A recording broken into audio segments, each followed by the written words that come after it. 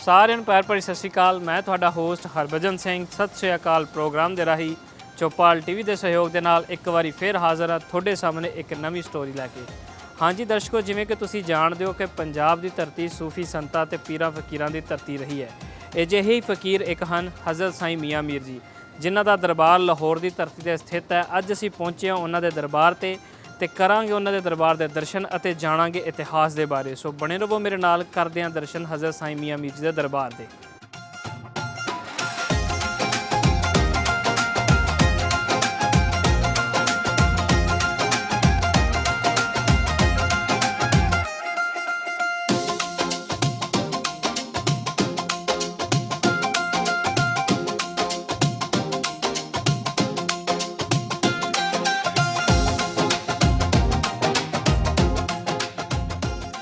ਹਜ਼ਰਤ ਸਾਈਂ ਮੀਆਂ ਮੀਰ ਜੀ ਦਾ ਜਨਮ 1550 ਈਸਵੀ ਵਿੱਚ ਸਿੰਧ ਦੀ ਧਰਤੀ ਉੱਤੇ ਸਿਵਸਤਾਨ ਦੇ ਵਿੱਚ ਹੋਇਆ। ਹਜ਼ਰਤ ਸਾਈਂ ਮੀਆਂ ਮੀਰ ਜੀ ਨੇ ਆਪਣੀ ਮੁੱਢਲੀ ਤਾਲੀਮ ਆਪਣੇ ਮਾਤਾ ਪਿਤਾ ਤੋਂ ਹਾਸਲ ਕੀਤੀ। ਉਸ ਤੋਂ ਬਾਅਦ ਆਪਣੇ ਮੁਰਸ਼ਦ ਹਜ਼ਰਤ ਖਿਜ਼ਰ ਸਿਵਸਤਾਨੀ ਕੋ ਤਾਲੀਮ ਹਾਸਲ ਕਰਦੇ ਰਹੇ। 25 ਸਾਲ ਦੀ ਉਮਰ ਦੇ ਵਿੱਚ ਉਹਨਾਂ ਨੇ ਲਾਹੌਰ ਸ਼ਹਿਰ ਦੀ ਧਰਤੀ ਦਾ ਰੁਖ ਕੀਤਾ, ਜਿੱਥੇ ਆਲਾ ਤਾਲੀਮ ਵਾਸਤੇ ਉਹ ਆਏ ਅਤੇ ਇੱਥੋਂ ਦੇ ਹੋ ਕੇ ਰਹਿ ਗਏ। ਹਜ਼ਰਤ ਸਾਈਂ ਮੀਆਂ ਮੀਰ ਜੀ ਦਾ ਸ਼ੁਮਾਰ ਉਹਨਾਂ ਲੋਕਾਂ ਵਿੱਚ ਹੁੰਦਾ ਜਿਨ੍ਹਾਂ ਨੇ ਲੋਕਾਈ ਦੀ ਭਲਾਈ ਵਾਸਤੇ ਇੱਕ ਬਹੁਤ ਉੱਚੇ ਪੱਧਰ 'ਤੇ ਕੰਮ ਕੀਤਾ, ਔਰ ਉਹਨਾਂ ਨੇ ਨਾ ਸਿਰਫ ਮੁਸਲਮਾਨਾਂ ਬਲਕਿ ਹਰ ਧਰਮ ਦੇ ਵੱਖ-ਵੱਖ ਫਿਰਕੇ ਦੇ ਲੋਕਾਂ ਵਾਸਤੇ ਕੰਮ ਕੀਤਾ।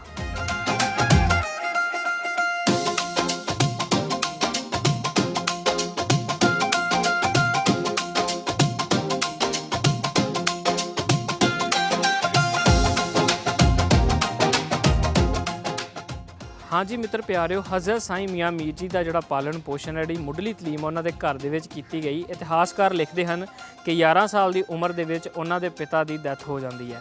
ਉਸ ਤੋਂ ਬਾਅਦ ਜਿੰਨੀ ਵੀ ਤਾਲੀਮ ਹੈ ਉਹਨਾਂ ਦੀ ਵਾਲਦਾ ਮਾਜਦਾ ਨੇ ਕੀਤੀ। ਇਸ ਤੋਂ ਬਾਅਦ ਹਜ਼ਰਤ ਸਾਈਂ ਮੀਆਂ ਮੀਰ ਜੀ ਆਪਣੇ ਮੁਰਸ਼ਦ ਦੀ ਤਲਾਸ਼ ਦੇ ਵਿੱਚ ਨਿਕਲਦੇ ਨੇ। ਇਤਿਹਾਸਕਾਰ ਲਿਖਦੇ ਹਨ ਕਿ ਚੱਲ ਰਹੇ ਨੇ ਹਜ਼ਰਤ ਸਾਈਂ ਮੀਆਂ ਮੀਰ ਜੀ, ਅਤੇ ਚੱਲਦੇ ਹੋਏ ਉਹਨਾਂ ਦਾ ਗੁਜ਼ਰ ਇੱਕ ਵੀਰਾਨੀ ਥਾਂ ਇੱਕ ਜੰਗਲ ਦੇ ਵਿੱਚੋਂ ਹੁੰਦਾ ਹੈ, ਜਿੱਥੇ ਉਹ ਦੇਖਦੇ ਨੇ ਕਿ ਇੱਕ ਤੰਦੂਰ ਬਲ ਰਿਹਾ। ਉਹ ਦੇਖਦੇ ਨੇ ਕਿ ਇੰਨੀ ਵੀਰਾਨੀ ਦੇ ਵਿੱਚ ਕਿਹੜਾ ਬੰਦਾ ਜਿਹੜਾ ਇੱਥੇ ਇਸ ਸਮੇਂ ਤੰਦੂਰ ਤਪਾ ਕੇ ਬੈਠਾ ਹੈ। ਇਹ ਦੇਖਣਾ ਹੀ ਹੁੰਦਾ ਕਿ ਉਸ ਥਾਂ ਦੇ ਉੱਤੇ ਚੱਲ ਜਾਂਦੇ ਨੇ, ਪਰ ਉੱਥੇ ਜਾ ਕੇ ਦੇਖਦੇ ਉਹਨਾਂ ਨੂੰ ਕੋਈ ਵੀ ਨਜ਼ਰ ਨਹੀਂ ਆਉਂਦਾ। ਪੂਰੀ ਰਾਤ ਦਾ ਸਮਾਂ ਉੱਥੇ ਲਗਾਉਂਦੇ ਨੇ, ਫਿਰ ਵੀ ਉਹਨਾਂ ਨੂੰ ਕੋਈ ਇੱਥੇ ਦਿਖਦਾ ਨਹੀਂ। ਜਿੱਦਾਂ ਹੀ ਸੁਬਾਹ ਹੁੰਦੀ ਹੈ, ਇੱਕ ਸ਼ਖਸ ਉਹਨਾਂ ਨੂੰ ਉੱਥੇ ਨਜ਼ਰ ਆਉਂਦੇ ਨੇ, ਉਹ ਦਿਖਾਈ ਦਿੰਦੇ ਨੇ ਅਤੇ ਉਹਨਾਂ ਦੇ ਕੋਲ ਜਾਂਦੇ ਨੇ। ਜਿਵੇਂ ਹੀ ਹਜ਼ਰਤ ਸਾਈਂ ਮੀਆਂ ਮੀਰ ਜੀ ਉਹਨਾਂ ਦੇ ਕੋਲ ਜਾਂਦੇ ਨੇ, ਉਹ ਅੱਗੋਂ ਬੋਲਦੇ ਨੇ, ਹਾਂ ਮੀਆਂ ਮੀਰ ਖੈਰ ਨਾਲ ਆਇਆ।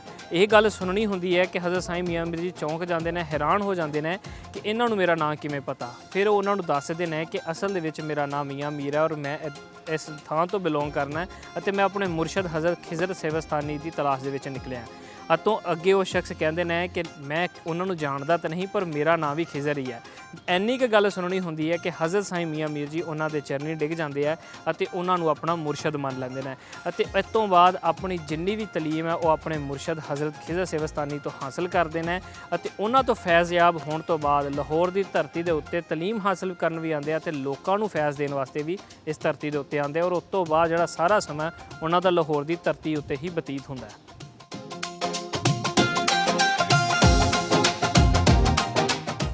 ਜਿਸ ਸਮੇਂ ਹਜ਼ਰਤ ਸਾਈਂ ਮੀਆਂ ਮੀਰ ਜੀ ਦੀ ਆਮਦ ਲਾਹੌਰ ਧਰਤੀ 'ਤੇ ਹੁੰਦੀ ਹੈ, ਉਸ ਸਮੇਂ ਇੱਥੇ ਮੁਗਲ ਬਾਦਸ਼ਾਹ ਜਲਾਲੂਦੀਨ ਅਕਬਰ ਦਾ ਰਾਜ ਸੀ, ਅਤੇ ਇੱਥੇ ਮੁਗਲ ਸਲਤਨਤ ਦੇ ਜਿਹੜੇ ਸ਼ਾਸਕ ਸੀ ਉਹ ਇੱਥੇ ਹਕੂਮਤ ਕਰ ਰਹੇ ਸਨ। ਹਜ਼ਰਤ ਸਾਈਂ ਮੀਆਂ ਮੀਰ ਜੀ ਨੂੰ ਉਹ ਬੜੀ ਪਵਿੱਤਰ ਨਿਗਾਹ ਨਾਲ ਦੇਖਦੇ ਸਨ ਅਤੇ ਉਹਨਾਂ ਤੋਂ ਅਕੀਦਤ ਰੱਖਦੇ ਸਨ। ਹਜ਼ਰਤ ਸਾਈਂ ਮੀਆਂ ਮੀਰ ਜੀ ਦੀ ਸੰਗਤ ਦੇ ਵਿੱਚ ਆਉਣਾ ਜਾਣਾ ਉਹਨਾਂ ਦਾ ਬਣਿਆ ਰਹਿੰਦਾ ਸੀ, ਅਤੇ ਹਜ਼ਰਤ ਸਾਈਂ ਮੀਆਂ ਮੀਰ ਜੀ ਉਹਨਾਂ ਤੋਂ ਕੁਝ ਖਾਸ ਸਹਿਮਤ ਨਹੀਂ ਸਨ। ਉਹਦੀ ਇੱਕ ਵਜ੍ਹਾ ਇਹ ਹੈ ਕਿ ਮੁਗਲ ਬਾਦਸ਼ਾਹਾਂ ਦਾ ਚਾਲ ਚੱਲਣ ਅਤੇ ਲੋਕਾਂ ਦੇ ਨਾਲ ਉਹਨਾਂ ਦਾ ਵਰਤਾਰਾ ਸੀ, ਪਰ ਫਿਰ ਵੀ ਮੁਗਲ ਬਾਦਸ਼ਾਹ ਉਹਨਾਂ ਦੀ ਸੰਗਤ ਦੇ ਵਿੱਚ ਆਉਂਦੇ ਰਹੇ। ਕਿਹਾ ਜਾਂਦਾ ਹੈ ਕਿ ਦਾਰਾ ਸ਼ਿਕੋ ਇੱਕ ਦਫਾ ਹਜ਼ਰਤ ਸਾਈਂ ਮੀਆਂ ਮੀਰ ਜੀ ਦੇ ਦਰਬਾਰ ਦੇ ਉੱਤੇ ਆਇਆ, ਅਤੇ ਇੱਕ ਮੁਰੀਦ ਨੇ ਹਜ਼ਰਤ ਸਾਈਂ ਮੀਆਂ ਮੀਰ ਜੀ ਨੂੰ ਕੁਝ ਨਜ਼ਰਾਨਾ ਪੇਸ਼ ਕੀਤਾ ਜਿਹਦੇ ਵਿੱਚ ਸਿੱਕੇ ਮੌਜੂਦ ਸਨ। ਹਜ਼ਰਤ ਸਾਈਂ ਮੀਆਂ ਮੀਰ ਜੀ ਨੇ ਕਿਹਾ ਕਿ ਇਹ ਸਿੱਕੇ ਦਾਰਾ ਸ਼ਿਕੋ ਨੂੰ ਦੇ ਦਿਓ, ਕਿਉਂ ਇਸ ਸਮੇਂ ਸਭ ਤੋਂ ਗਰੀਬ ਆਦਮੀ ਦਾਰਾ ਸ਼ਿਕੋ ਹੈ। ਇਹ ਗੱਲ ਸੁਣ ਕੇ ਦਾਰਾ ਸ਼ਿਕੋ ਬਹੁਤ ਹੈਰਾਨ ਹੋਇਆ, ਅਤੇ ਸਾਈਂ ਮੀਆਂ ਮੀਰ ਜੀ ਨੇ ਕਿਹਾ ਕਿ ਜੋ ਇਹ ਲੋਕਾਂ ਦੇ ਉੱਤੇ ਜ਼ੁਲਮ ਕਰ ਰਹੇ, ਵਰਤਾਰਾ ਕਰ ਰਹੇ ਹਨ, ਅਤੇ ਇਹਨਾਂ ਚੀਜ਼ਾਂ ਨੂੰ ਦੇਖ ਕੇ ਲੱਗਦਾ ਹੈ ਕਿ ਇਹਨਾਂ ਦੀ ਦੌਲਤ ਅਤੇ ਦੌਲਤ ਦੀ ਭੁੱਖ ਨਹੀਂ ਮਿਟੀ। ਸੋ ਇਹਨਾਂ ਸਿੱਕਿਆਂ ਦੀ ਸਭ ਤੋਂ ਜ਼ਿਆਦਾ ਜ਼ਰੂਰਤ ਦਾਰਾ ਸ਼ਿਕੋ ਨੂੰ ਹੈ।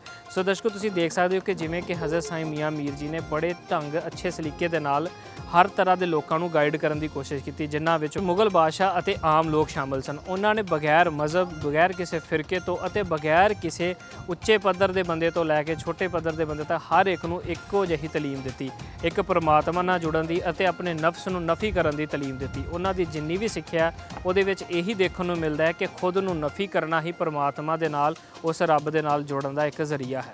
ਇਤਿਹਾਸਕਾਰ ਲਿਖਦੇ ਹਨ ਕਿ ਹਜ਼ਰਤ ਸਾਈਂ ਮੀਆਂ ਮੀਰ ਜੀ ਦਾ ਜਿਹੜਾ ਅਕਸਰ ਵੇਲਾ ਸੀ ਉਹ ਇਬਾਦਤ ਦੇ ਵਿੱਚ ਹੀ ਲੰਘਦਾ ਸੀ। ਉਹ ਇਕੱਲਿਆਂ ਬੈਠ ਕੇ ਉਸ ਰੱਬ ਦੀ ਭਗਤੀ ਕਰਦੇ ਰਹਿੰਦੇ ਸਨ ਅਤੇ ਉਹ ਜਿਹੜੀ ਫਰਜ਼ ਨਮਾਜ਼ਾਂ ਅਤੇ ਜਿੰਨੇ ਵੀ ਫਰਜ਼ ਦੀਨ ਦੇ ਵਿੱਚ ਨਾ ਉਹਨਾਂ ਦੀ ਬਹੁਤ ਪਾਬੰਦੀ ਕਰਦੇ ਸਨ। ਇਤਿਹਾਸਕਾਰ ਇਹ ਵੀ ਲਿਖਦੇ ਹਨ ਕਿ ਹਜ਼ਰਤ ਸਾਈਂ ਮੀਆਂ ਮੀਰ ਜੀ ਇੱਕ ਸਾਦਾ ਲਿਬਾਸ ਪਹਿਨਦੇ ਸਨ ਅਤੇ ਉਹਨਾਂ ਦੇ ਪਹਿਨਣ ਦਾ ਮਕਸਦ ਇਹ ਸੀ ਕਿ ਲੋਕਾਂ ਨੂੰ ਇਹ ਪਤਾ ਨਹੀਂ ਚੱਲਣਾ ਚਾਹੀਦਾ ਕਿ ਤੁਸੀਂ ਦਰਵੇਸ਼ ਸਿਫਤ ਇਨਸਾਨ ਹੋ ਔਰ ਤੁਹਾਡਾ ਮਸਲਕ ਦਰਵੇਸ਼ੀ ਹੈ।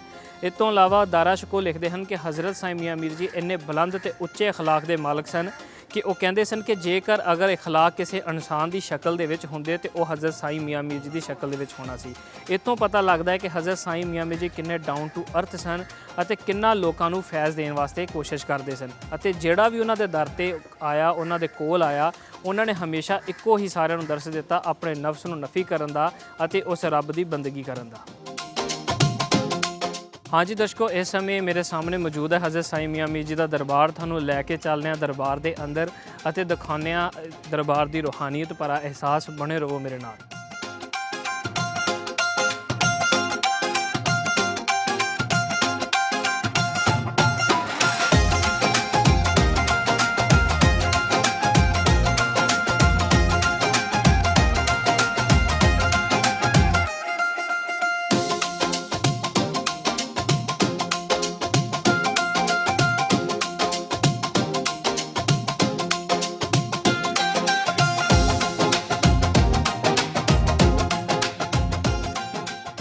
हाँ जी दर्शकों, जिमें ही आप दरबार के अंदरों दर्शन करते हैं एक बहुत ही रूहानीयत भरा एहसास महसूस होता है हज़रत साईं मियां मीर जी के दरबार से।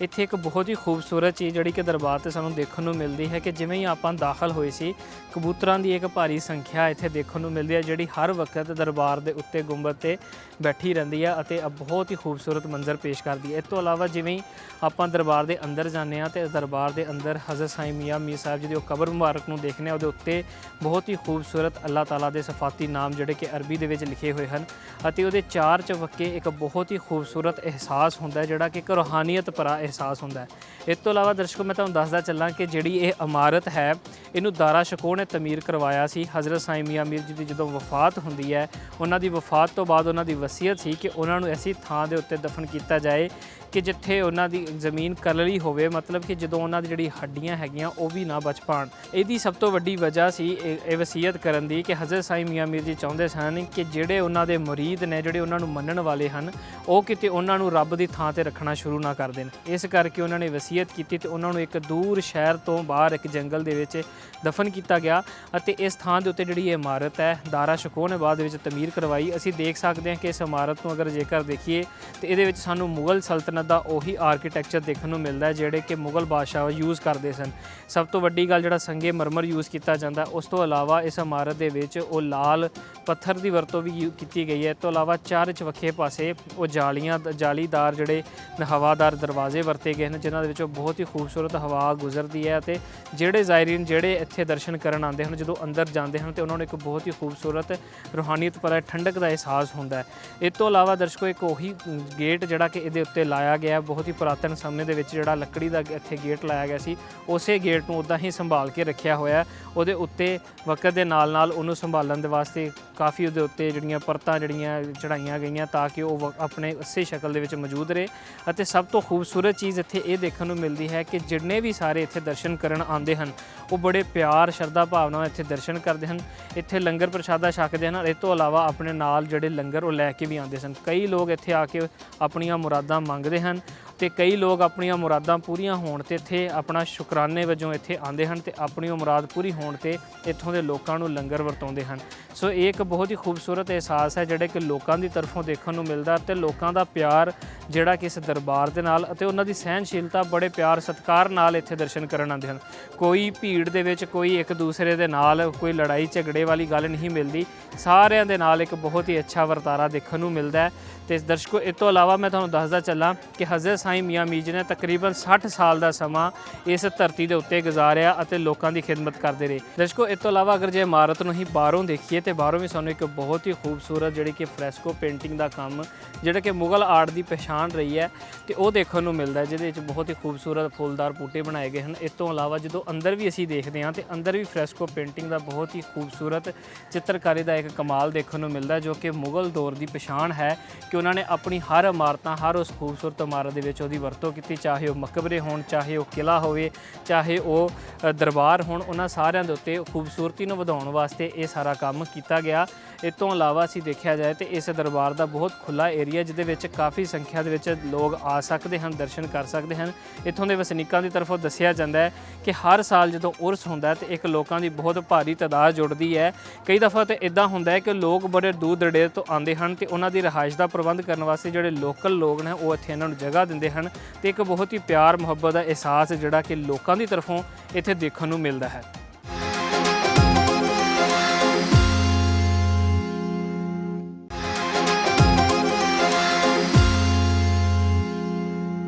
ਹਾਂਜੀ ਮਿੱਤਰ ਪਿਆਰਿਓ, ਆਪਾਂ ਦੇਖ ਰਹੇ ਸੀ, ਦਰਸ਼ਨ ਕਰ ਰਹੇ ਸੀ ਹਜ਼ਰਤ ਸਾਈਂ ਮੀਆਂ ਮੀਰ ਜੀ ਦਰਬਾਰ ਦੇ। ਮੇਰੇ ਨਾਲ ਇਸ ਸਮੇਂ ਮੌਜੂਦ ਹਨ ਇੱਥੋਂ ਦੇ ਕੇਅਰ ਟੇਕਰ ਜ਼ਿਸ਼ਾਨ ਅਸਗਰ ਸਾਹਿਬ। ਅਸੀਂ ਜਾਣਦੇ ਹਾਂ ਉਹਨਾਂ ਤੋਂ ਇਤਿਹਾਸ ਦੇ ਬਾਰੇ ਅਤੇ ਜਾਣਦੇ ਹਾਂ ਕਿੰਨੀ ਦੇਰ ਤੋਂ ਇੱਥੇ ਸੇਵਾ ਨਿਭਾ ਰਹੇ ਨੇ ਅਤੇ ਕਿਹੜੇ-ਕਿਹੜੇ ਇਹੋ ਜਿਹੇ ਕੰਮ ਨੇ ਜਿਹੜੇ ਸਰਕਾਰ ਦੀ ਤਰਫੋਂ ਦਰਬਾਰ ਵਾਸਤੇ ਕੀਤੇ ਜਾ ਰਹੇ ਨੇ ਤੇ ਲੋਕੀ ਜਿਹੜੇ ਇੱਥੇ ਦਰਸ਼ਨ ਕਰਨ ਲਈ ਆਉਂਦੇ ਆ ਉਹਨਾਂ ਨੂੰ ਕਿਵੇਂ ਸੁਵਿਧਾ, ਕਿਵੇਂ ਸਹੂਲਤਾਂ ਦਿੱਤੀਆਂ ਜਾਂਦੀਆਂ।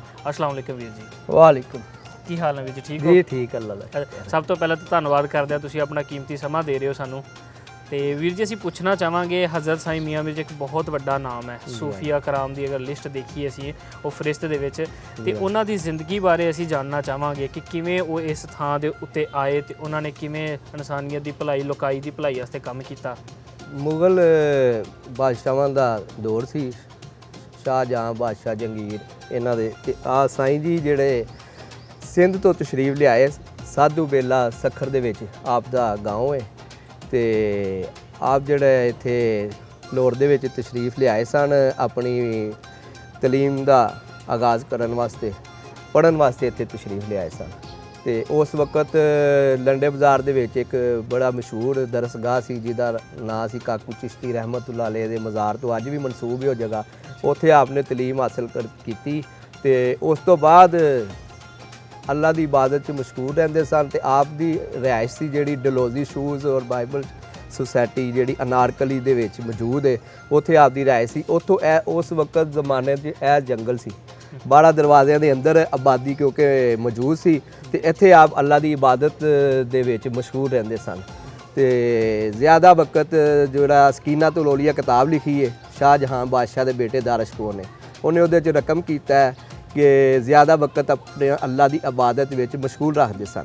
ਤੇ ਸਾਈਂ ਜੀ ਨੇ ਆਪਣੀ ਜ਼ਿੰਦਗੀ ਦੇ ਵਿੱਚ ਤਮਾਮ ਜਿਹੜੇ ਦੀਨ ਸਨ, ਸਿੱਖੀਜ਼ਮ, ਈਸਾਈ, ਮੁਸਲਮ ਔਰ ਹਿੰਦੂਇਜ਼ਮ, ਸਾਰਿਆਂ ਦੇ ਜਿੰਨੇ ਉਸ ਟਾਈਮ ਵੱਡੇ ਬਜ਼ੁਰਗ ਸਨ, ਸਭ ਨਾਲ ਇੱਕ ਮੁਹੱਬਤ ਔਰ ਭਾਈਚਾਰੇ ਦਾ ਰਵਾਦਾਰੀ ਦਾ ਦਰਸ ਦਿੱਤਾ ਔਰ ਉਹਨਾਂ ਦੇ ਨਾਲ ਰਵਾਦਾਰੀ ਕਾਇਮ ਕੀਤੀ, ਜਿਹਦਾ ਸਾਡੇ ਵਾਸਤੇ ਅੱਜ ਵੀ ਉਹ ਰਵਾਦਾਰੀ ਕਾਇਮ ਹੈ ਸਿੱਖੀਜ਼ਮ ਦੇ ਨਾਲ। ਠੀਕ ਹੈ ਕਿ ਉਸ ਵਕਤ ਦੇ ਜਿਹੜੇ ਗੁਰੂ ਸਨ, ਗੁਰੂ ਅਰਜਨ ਦੇਵ ਜੀ, ਉਹਨਾਂ ਨੇ ਸਾਈਂ ਜੀ ਨੂੰ ਇਹ ਸਾਦਤ ਬਖਸ਼ੀ ਕਿ ਆਪ ਨੂੰ ਗੋਲਡਨ ਟੈਂਪਲ ਦੀ ਬੁਨਿਆਦ ਵਾਸਤੇ ਇੱਥੋਂ ਪਾਲਕੀ ਦੇ ਵਿੱਚ ਲੈ ਕੇ ਤੇ ਅੰਮ੍ਰਿਤਸਰ ਗਏ, ਉੱਥੇ ਗੋਲਡਨ ਟੈਂਪਲ ਦੀ ਬੁਨਿਆਦ ਰਖਾਈ, ਜਿਹੜੀ ਰਵਾਦਾਰੀ ਅੱਜ ਵੀ ਮੁਸਲਮਾਨਾਂ ਦੇ ਔਰ ਸਿੱਖਾਂ ਦੇ ਦਰਮਿਆਨ ਕਾਇਮ ਹੈ। ਪੂਰੀ ਦੁਨੀਆ ਦੇ ਉੱਤੋਂ ਜਿਹੜਾ ਸਿੱਖੀਜ਼ਮ ਹੈ ਉਹ ਸਾਈਂ ਜੀ ਦੇ ਆ ਕੇ ਮੱਥਾ ਟੇਕਦਾ, ਆਪਣੀ ਅਰਦਾਸ ਕਰਦਾ ਹੈ। ਤੇ ਉਹਦੇ ਵਿੱਚ ਸਕੀਨਤੁਲ ਔਲੀਆ 'ਚ ਰਕਮ ਕੀਤਾ ਦਾਰਲ ਸ਼ਿਕੋ ਨੇ, ਉਹਨੇ ਕਿਹਾ ਕਿ ਹਜ਼ੂਰ ਮੀਆਂ ਮੀਰ ਰਹਿਮਤੁल्लाह ਅਲੈਹ ਅੱਲਾ ਦੀ ਇਬਾਦਤ 'ਚ ਇੰਨਾ ਮਸ਼ਗੂਲ ਹੁੰਦੇ ਸਨ ਕਿ ਆਪ ਨੇ ਆਪਣੀ ਆਖਰੀ ਅਯਾਮ ਦੇ ਵਕਤ ਵਸੀਅਤ ਫਰਮਾਈ ਕਿ ਜਦੋਂ ਮੇਰਾ ਵਸਾਲ ਹੋਣਾ ਕਿ ਮੈਨੂੰ ਐਸੀ ਜਗ੍ਹਾ ਤੇ ਦਫਨ ਕਰਨਾ ਹੈ ਜਿੱਥੇ ਸ਼ੋਰਾਜ਼ਨ ਔਰ ਕਲਰ ਵਾਲੀ ਜ਼ਮੀਨ ਹੋਵੇ, ਤਾਂ ਕਿ ਮੇਰੀ ਹੱਡੀਆਂ ਦਾ ਨਾਮੋ ਨਿਸ਼ਾਨ ਨਾ ਰਹੇ, ਲੋਕ ਮੇਰੀ ਕਬਰ ਨੂੰ ਇਬਾਦਤਗਾਹ ਨਾ ਬਣਾਉਣ। ਤੇ ਜਿਹਦੇ ਵਿੱਚ ਫਿਰ ਇਸ ਜਗ੍ਹਾ ਦੇ ਉੱਤੇ ਜੰਗਲ ਸੀ ਤੇ ਆਪ ਇੱਥੇ ਇਬਾਦਤ 'ਚ ਮਸ਼ਗੂਲ ਰਹਿੰਦੇ ਸੀ। ਆਪ ਦੇ ਵਸਾਲ ਤੋਂ ਬਾਅਦ ਇੱਥੇ ਤਦਫੀਨ ਹੋਈ ਤੇ ਅੱਲਾਹ ਤਾਲਾ ਨੇ ਫਿਰ ਇੱਕ ਮੁਕਾਮ ਅਤਾ ਫਰਮਾਇਆ ਕਿ ਸ਼ਾਹਜਹਾਂ ਦੇ ਬੇਟੇ ਦਾਰਸ਼ਕੋ ਨੇ ਇਹ ਸਾਰਾ ਤਮੀਰ ਕਰਵਾਇਆ। ਤੇ ਉਹਦੀ ਤਮੀਰ ਦੇ ਦੌਰਾਨ ਹੀ ਜਿਹੜਾ ਨਾ ਸ਼ਾਹਜਹਾਂ ਦਾ ਬੇਟਾ ਜਿਹੜਾ ਦਾਰਸ਼ਕੋ ਸੀ ਉਹਦੇ ਭਾਈ ਔਰੰਗਜ਼ੇਬ ਨੇ ਉਹਨੂੰ ਕਤਲ ਕਰਤਾ। ਨਹੀਂ ਤੇ ਬੜਾ ਸੀ ਇੱਥੋਂ ਲੈ ਕੇ ਤੇ ਪਿੰਡ ਹੇਠ ਤੱਕ ਚੜ੍ਹ DH ਸਾਰਾ ਮੀਆਂ ਮੀਰ ਛੋਣੀ ਸਾਰਾ ਇਹ ਜ਼ਮੀਨ ਜਿਹੜੀ ਮੀਆਂ ਮੀਰ ਸਰਕਾਰ ਦੇ ਨਾਂ ਲਾਈ ਸਾਈਂ ਮੀਆਂ ਮੀਰ ਦੇ ਨਾਂ। ਅੱਜ ਵੀ ਮੀਆਂ ਮੀਰ ਛੋਣੀ ਸਟੇਸ਼ਨ ਜਿਹੜਾ ਹੈ ਉਹ ਮੀਆਂ ਮੀਰ ਦੇ ਨਾਂ ਤੋਂ ਮਨਸੂਬ ਹੈ। ਤੇ ਸਾਡੇ ਜਿਹੜਾ ਸਾਈਂ ਮੀਆਂ ਮੀਰ ਰਹਿਮਤੁल्लाह ਅਲੈਹ ਦੀ ਖਿਦਮਾਤ ਹੈ ਉਹਦੇ ਵਿੱਚ ਮਸ਼ਹੂਰ ਹੈ ਕਿ ਜਿਹੜੇ ਆਪ ਦੇ ਉਸ ਵਕਤ ਦੇ ਵੀ ਬਾਦਸ਼ਾਹ ਸਨ, ਜਿਨ੍ਹਾਂ ਦੇ ਵਿੱਚ ਮਸ਼ਹੂਰ ਹੈ ਕਿ ਹਜ਼ਰਤ ਖਵਾਜਾ ਬਿਹਾਰੀ ਰਹਿਮਤੁल्लाह ਅਲੈਹ ਬਿਹਾਰ ਦੇ ਬਾਦਸ਼ਾਹ ਸਨ। ਉਹ ਆਪ ਦੀ ਖਿਦਮਤ 'ਚ ਫੌਜ ਦੇ ਨਾਲ ਦਸਤੇ ਨਾਲ ਜਾ ਰਹੇ ਸਨ ਅੱਗੇ ਤੇ ਆਪ ਦੀ ਖਿਦਮਤ 'ਚ ਹਾਜ਼ਰ ਹੋਏ। ਤੇ ਉਦਾਰਸ਼ ਕੋਲ ਇੱਦਾਂ ਕਿ ਉਹ ਆਪ ਦੀ ਖਿਦਮਤ 'ਚ ਜਦੋਂ ਹਾਜ਼ਰ ਹੋਏ ਤੇ ਫਿਰ ਆਪਣੀ ਜ਼ਿੰਦਗੀ ਇੱਥੇ ਹੀ ਵਕਫ ਕਰਤੀ। ਅੱਛਾ ਜੀ। ਆਪ ਤੋਂ ਇੰਨੇ ਮੁਤਾਸਰ ਹੋਏ ਇੱਥੇ ਹੀ ਵਕਫ ਕਰਤੀ, ਫੌਜਾਂ ਵਾਪਸ ਭੇਜਤੀਆਂ ਤੇ ਜਿਨ੍ਹਾਂ ਦਾ ਇੱਥੇ ਵਸਾਲ ਹੋਇਆ ਤੇ ਉਹਨਾਂ ਦਾ ਮਜ਼ਾਰ ਵੀ ਜਿਹੜਾ ਅੱਪੜ ਮਾਲ ਦੇ ਉੱਤੇ ਖਵਾਜਾ ਬਿਹਾਰੀ ਰਹਿਮਤੁल्लाह ਅਲੈਹ ਦੇ ਨਾਂ ਤੋਂ ਮਨਸੂਬ ਹੈ। ਜੀ ਜੀ। ਹਜ਼ਰਤ ਮੁੱਲਾ ਸ਼ਾਹ ਬਦਖਸ਼ਾਨੀ ਰਹਿਮਤੁल्लाह ਅਲੈਹ ਉਹ ਵੀ ਉਹਨਾਂ ਦੇ ਉਹ ਵੀ ਸਾਹਿਬੇ ਮਜ਼ਾਰ ਨੇ, ਉਹ ਵੀ ਮੁਗਲਾਂ ਨੇ ਤਮੀਰ ਕੀਤਾ, ਉਹ ਵੀ ਆਪ ਦੀ ਯਾਤੇ ਤੈਯਬਾ 'ਚ ਮਰੀਜ਼ ਸਨ। ਹਜ਼ਰਤ ਨੱਥਾ ਪਾਕ ਰਹਿਮਤੁल्लाह ਅਲੈਹ ਜਿਨ੍ਹਾਂ ਦਾ ਮਜ਼ਾਰ ਕਬਰਸਤਾਨ 'ਚ, ਉਹ ਆਪ ਦੇ ਕਹਿੰਦੇ ਬੜੇ ਲਾਡਲੇ ਮਰੀਜ਼ ਸਨ। ਅੱਛਾ ਵੀਰ ਜੀ, ਤੁਸੀਂ ਬੜੀ ਸੋਹਣੀ ਗੱਲ ਕੀਤੀ, ਉਹਨਾਂ ਦੇ ਮੁਰੀਦਾਂ ਦੇ ਬਾਰੇ ਜ਼ਿਕਰ ਕੀਤਾ ਔਰ ਇੱਕ ਬਹੁਤ ਲੰਮੀ ਸਾਨੂੰ ਇੱਕ ਫਰਿਸ਼ਤ ਦੇਖਣ ਨੂੰ ਮਿਲਦੀ ਹੈ ਉਹਨਾਂ ਦੇ ਮੁਰੀਦਾਂ ਦੀ। ਤੇ ਇੱਕ ਜੇ ਮੈਂ ਇੱਕ ਕੁਐਸਚਨ ਮੇਰੇ ਜ਼ਿਹਨ 'ਚ ਹੋਰ ਆ ਰਿਹਾ ਹੈ ਕਿ ਹਜ਼ਰਤ ਸਾਈਂ ਮੀਆਂ ਮੀਰ ਜੀ ਦੇ ਜਿਹੜੇ ਮੁਰਸ਼ਦ ਸਨ ਉਹ ਅਸਲ ਦੇ ਵਿੱਚ ਕੌਣ ਸਨ? ਸਾਈਂ ਮੀਆਂ ਮੀਰ ਰਹਿਮਤੁल्लाह ਅਲੈਹ ਦਾ ਜਿਹੜਾ ਮੁਰਸ਼ਦ ਖਾਨਾ ਹੈ ਉਹ ਸੱਖਰ ਦੇ ਸਿੰਧ ਦੇ ਵਿੱਚ ਹੈ। ਸੱਖਰ ਸਿੰਧ ਸਾਧੂ ਬੇਲਾ ਗਾਉਂ ਹੈ, ਉੱਥੇ ਇੱਕ ਦਰਿਆ ਹੈ, ਉਹਦੇ ਸੈਂਟਰ ਦੇ ਵਿੱਚ ਇੱਕ ਮਜ਼ਾਰ ਹੈ ਹਜ਼ਰਤ ਖਿਜ਼ਰ ਸੇਵਸਤਾਨੀ ਰਹਿਮਤੁल्लाह ਅਲੈਹ, ਆਪ ਦੇ ਉਹ ਮੁਰਸ਼ਦ ਨੇ। ਠੀਕ ਹੈ ਕਿ ਨਹੀਂ? ਉੱਥੇ ਇਸ ਟਾਈਮ ਵੀ ਮਸ਼ਹੂਰ ਹੈ, ਅਗਰ ਜਾਓ ਨਾ ਉੱਥੇ ਸਾਧੂ ਬੇਲਾ ਤੇ ਕਿਸੇ ਨੂੰ ਪੁੱਛੋ ਖਿਜ਼ਰ ਦੀ ਜ਼ਿਆਰਤ ਤੇ ਜਾਣਾ, ਉੱਥੇ ਲੋਕ ਕਹਿੰਦੇ ਖਿਜ਼ਰ ਦੀ ਜ਼ਿਆਰਤ, ਉੱਥੇ ਫਿਰ ਕਿਸ਼ਤੀ ਤੇ ਬੈਠ ਕੇ ਉੱਥੇ ਜਾਇਆ ਜਾਂਦਾ ਤੇ ਉੱਥੇ ਆਪ ਦੇ ਸਾਈਂ ਜੀ ਦੇ ਮੁਰਸ਼ਦ ਖਾਨਾ ਉਹ ਹੈ, ਉੱਥੇ ਆਪ ਬਾਜ਼ਾਬਤਾ ਮਰੀਦ ਹੋਏ। ਅੱਛਾ ਅੱਛਾ। ਤੇ ਇਹਨਾਂ ਦੇ ਬਾਰੇ ਉਹਨਾਂ ਨੂੰ ਸ਼ੁਰੂ ਤੋਂ ਹੀ ਇਲਮ ਸੀਗਾ ਕਿ ਮੈਂ ਉਹਨਾਂ ਦੇ ਜਾ ਕੇ ਮੁਰੀਦੀ ਇਖਤਿਆਰ ਕਰਨੀ ਹੈ ਜਾਂ ਕੋਈ ਅਚਾਨਕ ਹੀ ਇਹ ਮੇਲ ਬਣਿਆ ਉਹਨਾਂ ਦਾ? ਜੋ ਦਾਰਸ਼ ਕੋ ਰਕਮ ਕਰਦਾ ਸਕੀਨਾਤੁਲ ਔਲੀਆ ਚ ਉਹਦੇ ਮੁਤਾਬਕ ਇਹ ਵੇ ਕਿ ਆਪ ਦੀ ਪੈਦਾਇਸ਼ ਹੀ ਉੱਥੇ ਹੋਈ ਨਾ, ਆਪ ਦੇ ਵਾਲਿदैन ਵੀ ਉੱਥੇ ਦੇ ਰਹਿਣ ਵਾਲੇ ਸੀ, ਆਪ ਦੇ ਦੋ ਹਮਸ਼ੀਰਾ ਜਿਹੜੀਆਂ ਨੇ ਉਹ ਵੀ ਇੱਥੇ ਹਜ਼ਰਤ ਖਵਾਜਾ ਬਿਹਾਰੀ ਰਹਿਮਤੁल्लाह ਅਲੈਹ ਦੇ ਮਦਫਨ ਨੇ, ਮਸਲਨ ਕਿ ਆਪ ਦੀ ਹਮਸ਼ੀਰਾ ਵੀ ਇੱਥੇ ਤਸ਼ਰੀਫ ਲਿਆਈਆਂ ਨੇ। ਤੇ ਮਕਸਦ ਹੈਗਾ ਕਿ ਆਪ ਦਾ ਖਾਨਦਾਨ ਹੀ ਉੱਥੇ ਸਨ ਤੇ ਜ਼ਾਹਿਰ ਹੈ ਆਪ ਉੱਥੇ ਤਸ਼ਰੀਫ ਲੈ ਜਾਂਦੇ ਸਨ ਨਾ। ਤੇ ਇਬਤਦਾਈ ਤਾਲੀਮ ਤੇ ਵਾਲਦਾ ਸਾਹਿਬਾ ਕੋਲੋਂ ਲਈ ਸੀ ਆਪ ਨੇ। ਠੀਕ ਹੈ ਕਿ ਨਹੀਂ? ਤੇ ਆਪ ਫਿਰ ਉੱਥੇ ਹੀ ਵਾਲਦਾ ਸਾਹਿਬਾ ਦੀ ਇਜਾਜ਼ਤ ਨਾਲ ਹੀ ਉੱਥੇ ਮਰੀਦ ਹੋਏ ਸਨ। ਅੱਛਾ ਅੱਛਾ, ਸਹੀ। ਤੇ ਇਹ ਜਿਹੜਾ ਸਮਾਂ ਉਹਨਾਂ ਦੀ ਮੁਰੀਦੀ ਦਾ ਕਿੰਨਾ ਕੁ ਦੇਰ ਸਮਾਂ ਲੰਘਿਆ ਉਹਨਾਂ ਦੇ ਨਾਲ, ਹਜ਼ਰਤ ਖਿਜ਼ਰ ਦੇ ਨਾਲ ਜਿਹੜਾ ਤੁਸੀਂ ਦੱਸ ਰਹੇ ਹੋ? ਹਜ਼ਰਤ ਖਿਜ਼ਰ ਸੇਵਸਤਾਨੀ ਰਹਿਮਤੁल्लाह ਅਲੈਹ, ਜ਼ਾਹਿਰ ਹੈ ਕਿ ਆਪ ਦੀ ਜਿਹੜੀ ਜ਼ਿੰਦਗੀ ਦੇ ਅਯਾਮ ਨੇ, ਠੀਕ ਹੈ ਕਿ ਨਹੀਂ, ਮੁਰੀਦਾਨ ਹੋਣ ਤੋਂ ਆਖਰੀ ਇਨਸਾਨ ਦੇ ਵਸਾਲ ਤੱਕ ਆਪਣੇ ਮੁਰਸ਼ਦ ਖਾਨੇ ਦੇ ਨਾਲ ਬੰਦਾ ਵਬਸਤਗੀ ਰਹਿੰਦੀ ਹੈ ਨਾ। ਹਾਂਜੀ ਬਿਲਕੁਲ। ਤਾਂ ਆਪ ਦੀ ਵੀ ਵਬਸਤਗੀ ਜ਼ਾਹਿਰ ਹੈ ਉੱਥੇ ਹੀ ਸੀ ਤੇ ਫੇਰ ਹੀ ਅੱਗੇ ਫੈਜ਼ ਚੱਲਦਾ ਰਿਹਾ ਨਾ। ਅੱਛਾ, ਫਿਰ ਜਾਰੀ ਸਾਰੀ ਰਿਹਾ। ਫਿਰ ਉਸ ਤੋਂ ਬਾਅਦ ਉਹਨਾਂ ਤੋਂ ਇਜਾਜ਼ਤ ਲੈ ਕੇ ਲਾਹੌਰ ਦੀ ਧਰਤੀ ਤੇ ਆਏ ਹੋਣੇ ਆ, ਫਿਰ ਇੱਥੇ ਆ ਕੇ ਲੋਕਾਂ ਨੂੰ ਫੈਜ਼ ਦਿੱਤਾ? ਜੀ ਹਾਂਜੀ, ਆਪ ਇੱਥੇ ਪੜ੍ਹਨ ਵਾਸਤੇ ਆਏ ਸਨ। ਜੀ ਜੀ, ਹਾਂਜੀ। ਇਬਤਦਾਈ ਤਾਲੀਮ ਉੱਥੇ ਹਾਸਲ ਕਰਕੇ ਫਿਰ ਇੱਥੇ ਪੜ੍ਹਨ ਵਾਸਤੇ ਆਏ ਸਨ। ਇੱਥੇ ਆਪ ਨੇ ਬੜੇ ਸਗੀਰ ਦਾ ਉਸ ਟਾਈਮ ਵੱਡੀ ਦਰਸਗਾਹ ਸੀ, ਕਾਕੂ ਚਿਸ਼ਤੀ ਰਹਿਮਤੁल्लाह ਅਲੈਹ ਦਾ ਜਿਹੜਾ ਮਜ਼ਾਰ ਹੈ ਇਸ ਟਾਈਮ ਵੀ ਮੌਜੂਦ ਹੀ, ਉੱਥੇ ਆਪ ਨੇ ਤਾਲੀਮ ਹਾਸਲ ਕੀਤੀ ਤੇ ਫਿਰ ਆਪ ਨੇ ਇਰਾਦਾ ਕਰ ਲਿਆ ਕਿ ਮੈਂ ਲਾਹੌਰ ਦੇ ਵਿੱਚ ਹੀ ਕਿਆਮ ਕਰਨਾ। ਫਿਰ ਇੱਥੇ ਆਪ ਨੇ ਸਾਰੀ ਜ਼ਿੰਦਗੀ ਇਬਾਦਤ ਵਿੱਚ ਆਪਣੀ ਗੁਜ਼ਾਰੀ। ਉਸ ਦੌਰਾਨ ਹੀ ਆਪ ਦੇ ਕੋਲ ਸਾਰੇ ਅਧਿਆਨ ਤਸ਼ਰੀਫ ਲਿਆਂਦੇ ਨੇ। ਠੀਕ ਹੈ ਕਿ ਨਹੀਂ? ਉਸ ਦੌਰਾਨ ਹੀ ਆਪ ਦੀ ਮੁਲਾਕਾਤ ਗੁਰੂ ਅਰਜਨ ਦੇਵ ਜੀ ਨਾਲ ਵੀ ਹੋ ਗਈ। ਠੀਕ ਹੈ ਕਿ ਨਹੀਂ? ਮਹਾਰਾਜਾ ਰਣਜੀਤ ਸਿੰਘ ਨਾਲ ਵੀ ਹੋਈ। ਇਸ ਤਰ੍ਹਾਂ ਕਾਫੀ ਮਸਲਨ ਕੇ ਵਕਤ ਦੇ ਬਾਦਸ਼ਾਹਾਂ ਨਾਲ ਵੀ ਹੋਈ, ਜਿਨ੍ਹਾਂ 'ਚ ਬੜੇ ਮਸ਼ਹੂਰ ਸਨ ਹਜ਼ਰਤ ਖਵਾਜਾ ਬਿਹਾਰੀ ਰਹਿਮਤੁल्लाह ਅਲੈਹ, ਜਿਨ੍ਹਾਂ ਦਾ ਨਾਂ ਸੀ ਅਸਦੁੱਲਾ ਬਿਹਾਰੀ। ਠੀਕ ਹੈ ਕਿ ਨਹੀਂ? ਤੇ ਆਪ ਦੇ ਮੁਰੀदैन ਜਿਹੜੇ ਨੇ ਉਹ ਸਾਹਿਬੇ ਮਜ਼ਾਰ ਨੇ ਲਾਹੌਰ ਦੇ ਵਿੱਚ 11 ਮਕਾਮਾਤ ਜਿਹੜੇ ਕਿ ਮੇਰੇ ਇਲਮ ਦੇ ਵਿੱਚ ਸਾਹਿਬੇ ਮਜ਼ਾਰ ਨੇ। ਠੀਕ ਹੈ ਕਿ ਨਹੀਂ? ਤੇ ਅੱਗੇ ਜਿਸ ਤਰ੍ਹਾਂ ਉਸ ਵਕਤ ਦੇ ਵਿੱਚ ਬੜੇ ਆਪ ਦੇ ਅਕੀਦਤਮੰਦ ਸਨ, ਇਸੇ ਤਰ੍ਹਾਂ ਹੀ ਅੱਜ ਦੀ ਬਿਊਰੋਕ੍ਰੇਸੀ ਦੇ ਵਿੱਚ ਵੀ। ਅੱਛਾ ਜੀ। ਲੋਕ ਜਿਹੜੇ ਨੇ ਵਕਤ ਦੇ ਬਾਦਸ਼ਾਹ ਹੁੰਦੇ ਨੇ, ਜਾਂ ਜਿਹੜੇ ਬਿਊਰੋਕਰੇਟ IG ਸਾਹਿਬ ਹੋ ਗਏ ਜਾਂ ਮਿਨਿਸਟਰ ਹੋਏ ਜਾਂ ਚੀਫ ਮਿਨਿਸਟਰ ਹੋਏ ਜਾਂ ਸੈਨੇਟ ਦੇ ਚੇਅਰਮੈਨ ਹੋਏ, ਇਹ ਬਾਦਸ਼ਾਹ ਹੀ ਹੁੰਦੇ ਨੇ ਨਾ। ਤੇ ਅੱਜ ਤੇ ਤਸ਼ਰੀਫ ਜਿਹਦੇ ਵਿੱਚ ਅਲ ਮਸ਼ਹੂਰ ਸਭ ਤੋਂ ਜ਼ਿਆਦਾ ਹੈ ਕਿ ਜਿਹੜੇ ਸਾਡੇ ਮੁਹੰਮਦ ਮੀਆਂ ਸੋਮਰੂ ਸਾਹਿਬ ਸੈਨੇਟ ਦੇ ਚੇਅਰਮੈਨ ਵੀ ਰਹੇ ਨੇ, ਨਿਗਰਾਨ ਵਜ਼ੀਰ ਆਜ਼ਮ ਵੀ ਰਹੇ ਨੇ, ਮੁਖਤਲਿਫ ਵਜ਼ਾਰਤਾਂ ਰਹੀਆਂ, ਉਹ ਮਹੀਨੇ 'ਚ 1-2 ਦਫਾ ਲਾਜ਼ਮੀ ਤਸ਼ਰੀਫ ਲਿਆਉਂਦੇ ਨੇ। ਉਸ ਤੋਂ ਇਲਾਵਾ ਸਾਡੇ ਬਿਊਰੋਕਰੇਟਸ ਬਹੁਤ ਤਸ਼ਰੀਫ ਲਿਆਉਂਦੇ ਨੇ। ਪਾਕ ਫੌਜ ਦੇ ਸਾਡੇ ਜਿਹੜੇ ਵੱਡੇ ਸਰਬਰਾਹ ਨੇ ਉਹ ਵੀ ਤਸ਼ਰੀਫ ਲਿਆਉਂਦੇ ਨੇ। ਰੇਂਜਰ DG ਰੇਂਜਰ ਸਾਹਿਬ ਆਉਂਦੇ ਨੇ। ਸਾਡੇ ਬੜੇ ਮਸ਼ਹੂਰ ਰਹੇ ਨੇ ਸਹਾਫਤ ਤੋਂ ਤੇ ਡੀਜੀਪੀ ਆ ਰਹੇ ਨੇ, ਕਾਫੀ ਅਰਸਾ 2 ਦਫਾ ਤਾਇਨਾਤ ਹੋਏ ਨੇ। ਅਸਲਮ ਡੋਗਰ ਸਾਹਿਬ ਅੱਛਾ ਰਿਟਾਇਰਮੈਂਟ ਹੋ ਗਈ, ਉਹ ਮਾਸ਼ਾਅੱਲਾ ਰੋਜ਼ਾਨਾ ਬਿਲਾ ਨਾਗਾ ਆਪ ਦੀ ਸਰਕਾਰ ਤੇ ਹਾਜ਼ਰੀ ਸੀ। ਅੱਛਾ ਤੇ ਰਾਜਾ ਜੰਗੀਰ ਸਾਹਿਬ ਜੀ ਵੀ ਸੈਕਟਰੀ ਇਨਫਾਰਮੇਸ਼ਨ ਰਹੇ ਨੇ, ਉਹ ਵੀ ਤਸ਼ਰੀਫ ਲਿਆਂਦੇ ਸਨ। ਤੁਸੀਂ ਬਹੁਤ ਸੋਹਣਾ ਨਾਮਵਰ ਬੰਦਿਆਂ ਦੇ ਨਾਂ ਦੱਸ ਰਹੇ ਹੋ ਕਿ ਜਿਨ੍ਹਾਂ ਦਾ ਮਤਲਬ ਬੜਾ ਪਿਆਰ ਹਜ਼ਰਤ ਸਾਈਂ ਮੀਆਂ ਮੀਰ ਜੀ ਨਾਲ ਰਿਹਾ। ਅੱਛਾ ਵੀਰ ਜੀ, ਇਹ ਇੱਕ ਗੱਲ ਚੀਜ਼ ਇੱਥੇ ਮੈਂ ਬੜੀ ਸੋਹਣੀ ਦੇਖ ਰਿਹਾ, ਹਾਲਾਂਕਿ ਇਲਾਕਾ ਲਾਹੌਰ ਸ਼ਹਿਰ ਦੇ ਅੰਦਰ ਹੈ, ਪਰ ਬੜਾ ਪੁਰਸਕੂਨ ਜਾਂ ਕੋਈ ਸ਼ੋਰ ਗੋਲ ਕੋਈ ਇਹੋ ਜਿਹੀ ਗੱਲ ਇੱਥੇ ਦੇਖਣ ਨੂੰ ਨਹੀਂ ਮਿਲ ਰਹੀ, ਤੇ ਜਿਹੜਾ ਸਫਾਈ ਦਾ ਇੰਤਜ਼ਾਮ ਵੀ ਬਹੁਤ ਸੋਹਣਾ ਦੇਖਣ ਨੂੰ ਮਿਲ ਰਿਹਾ। ਤੇ ਜਿਹੜੀਆਂ ਸਾਰੀਆਂ ਚੀਜ਼ਾਂ ਮੈਨੇਜ ਕੀਤੀਆਂ ਜਾ ਰਹੀਆਂ, ਇਹ ਪਾਕਿਸਤਾਨ ਸਰਕਾਰ ਦੀ ਤਰਫੋਂ ਮੈਨੇਜ ਕੀਤੀਆਂ ਜਾ ਰਹੀਆਂ ਕਿ ਇਹਦੇ ਬਾਰੇ ਕੁਝ ਦੱਸੋ। ਕਿ ਬਿਲਕੁਲ, ਜਿਹੜਾ ਨਾ ਇਹ ਦਰਬਾਰ ਸ਼ਰੀਫ 1960 ਦੇ ਵਿੱਚ ਮਹਿਕਮਾ ਔਕਾਫ ਨੇ ਟੇਕ ਓਵਰ ਕੀਤਾ ਸੀ। ਉਸ ਤੋਂ ਪਹਿਲੇ ਸਾਡੇ ਤੇ ਗਲਾਨੀ ਫੈਮਿਲੀ ਹੈ, ਉਹਨਾਂ ਦੇ ਕੋਲ ਖਿਦਮਾਤ ਸਨ। ਤੇ ਜਦ ਮਹਿਕਮਾ ਔਕਾਫ ਜਦੋਂ ਟੇਕ ਓਵਰ ਕਰਦਾ ਤੇ ਸਾਰੀ ਰਿਸਪੌਂਸਿਬਿਲਿਟੀ ਮਹਿਕਮੇ ਦੀ ਹੋ ਜਾਂਦੀ ਹੈ। ਤੇ ਇਹਦੇ ਵਿੱਚ ਸਾਡੇ ਵਾਸਤੇ ਬਹੁਤ ਜਿਹੜਾ ਨਾ ਅੱਛੇ ਇੰਤਜ਼ਾਮਾਤ, ਮਸਲਨ ਕਿ ਮਹਿਕਮੇ ਨੇ ਕੋਸ਼ਿਸ਼ ਆਪਣੇ ਵੱਲੋਂ ਤੇ ਕੀਤੀ ਹੈ ਕਿ ਅੱਛੇ ਇੰਤਜ਼ਾਮਾਤ ਹੋਣੇ ਚਾਹੀਦੇ ਨੇ। ਐਸ ਮੋਹਸਨ ਨਕਵੀ ਸਾਹਿਬ ਸਾਡੇ ਜਦੋਂ ਰਹੇ ਨੇ ਚੀਫ ਮਿਨਿਸਟਰ ਪੰਜਾਬ, ਤੇ ਉਹਨਾਂ ਨੇ ਇਹ ਸਾਡੀ ਲਾਇਬ੍ਰੇਰੀ ਜਿਹੜੀ ਇਹਨੂੰ ਈ ਲਾਇਬ੍ਰੇਰੀ ਦਾ ਦਿੱਤਾ ਹੈ, ਸਾਰੀ ਰੈਨੋਵੇਟ ਕਰਵਾਇਆ, ਸਾਰਾ ਦਰਬਾਰ ਸ਼ਰੀਫ ਰੈਨੋਵੇਟ ਕਰਵਾਇਆ। ਇਹਦਾ ਇਲਾਹਾ ਕੀਤਾ ਕਿ ਜਿਹੜਾ ਨਾ ਵਾਲ ਸਿਟੀ ਦੇ ਨਾਲ। ਅੱਛਾ, ਠੀਕ ਹੈ ਕਿ ਨਹੀਂ? ਇਹ ਹੁਣ ਸਾਡਾ ਮਜ਼ਾਰ ਸ਼ਰੀਫ ਜਿੰਨਾ ਵੀ ਰੈਨੋਵੇਟ ਹੋਣਾ ਨਾ, ਵਾਲ ਸਿਟੀ ਦੀ ਇਜਾਜ਼ਤ ਤੋਂ ਬਗੈਰ ਨਹੀਂ ਹੋਣਾ। ਠੀਕ ਹੈ ਕਿ ਨਹੀਂ? ਇਹ ਸਾਰਾ ਕੰਮ ਵਾਲ ਸਿਟੀ ਨੇ, ਉਹਨਾਂ ਨੇ ਫੰਡ ਜਾਰੀ ਕੀਤੇ ਤੇ ਇਹ ਵਾਲ ਸਿਟੀ ਨੇ ਕੰਮ ਕਰਾਇਆ। ਇਹਦੇ ਵਿੱਚ ਸਿੱਖ ਕਮਿਊਨਿਟੀ ਸਾਡੀ ਪੂਰੀ ਦੁਨੀਆ ਤੋਂ ਜਿਹੜੀ ਆਉਂਦੇ ਨੇ ਦੋਸਤ, ਉਹਨਾਂ ਵਾਸਤੇ ਇੰਟਰਫੇਥ ਜਿਹੜਾ ਨਾ ਡਾਇਲੋਗ ਕਮੇਟੀ ਬਣਾਈ ਹੈ, ਤਾਂ ਕਿ ਉਹ ਆਉਣ ਤੇ ਉਹਨਾਂ ਨੂੰ ਕੋਈ ਇਨਸਾਨ ਫੈਸਿਲਿਟੀਜ਼ ਦੇ ਸਕੇ। ਬਹੁਤ ਵਧੀਆ।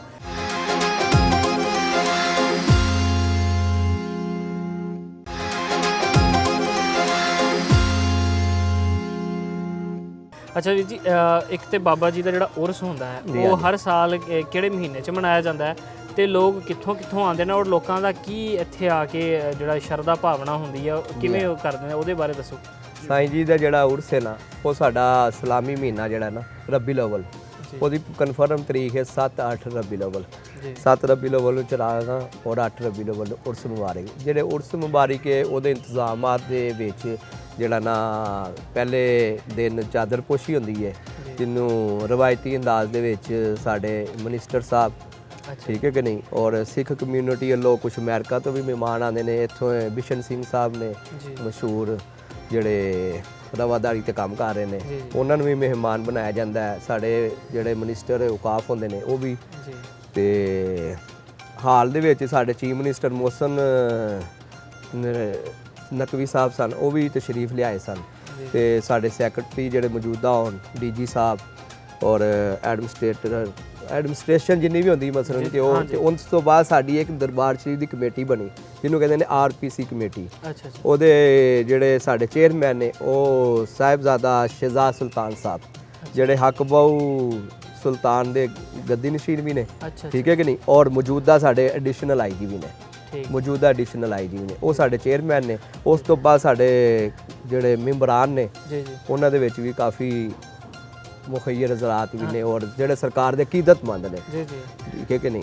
ਤੇ ਉਹ ਸਾਰੇ ਮਿਲ ਕੇ ਕਿੰਨਾ ਕੁ ਇਕੱਠ ਹੋ ਜਾਂਦਾ ਉਸ ਸਮੇਂ? ਇਸ ਤਕਰੀਬਨ ਕੋਈ 30 ਤੋਂ 35 ਬੰਦਿਆਂ ਦਾ ਇਕੱਠ ਹੋ ਕੇ ਅੰਦਰ ਜਾ ਕੇ ਤੇ ਉਹ ਚਾਦਰ ਪੋਸ਼ੀ ਕਰਦੇ ਨੇ, ਇੱਕ ਰਸਮ। ਇਸ ਤੋਂ ਇਲਾਵਾ ਜਿਹੜੇ ਲੋਕਲ ਲੋਕ ਜਿਹੜੇ ਆਉਂਦੇ ਆ, ਉਹਨਾਂ ਦਾ ਇਹਨਾਂ ਦਾ ਜਦੋਂ ਹੋ ਜਾਂਦਾ ਇੱਕ, ਇਹਨੂੰ ਕਿਹਾ ਜਾਂਦਾ ਇੱਕ VIP ਮੂਵਮੈਂਟ, ਠੀਕ ਹੈ ਕਿ ਨਹੀਂ, ਉਹ ਹੋ ਜਾਂਦੀ ਹੈ। ਉਸ ਤੋਂ ਬਾਅਦ ਦਰਬਾਰ ਸ਼ਰੀਫ ਸਭ ਵਾਸਤੇ ਖੋਲ੍ਹ ਦਿੱਤਾ ਜਾਂਦਾ, ਆਮ ਲੋਕ ਅੰਦਰ ਜਾਂਦੇ ਨੇ, ਆਪਣੀ ਆਪਣੀ ਅਰਦਾਸ ਕਰਦੇ ਨੇ ਰਵਾਇਤੀ ਅੰਦਾਜ਼ ਦੇ ਵਿੱਚ।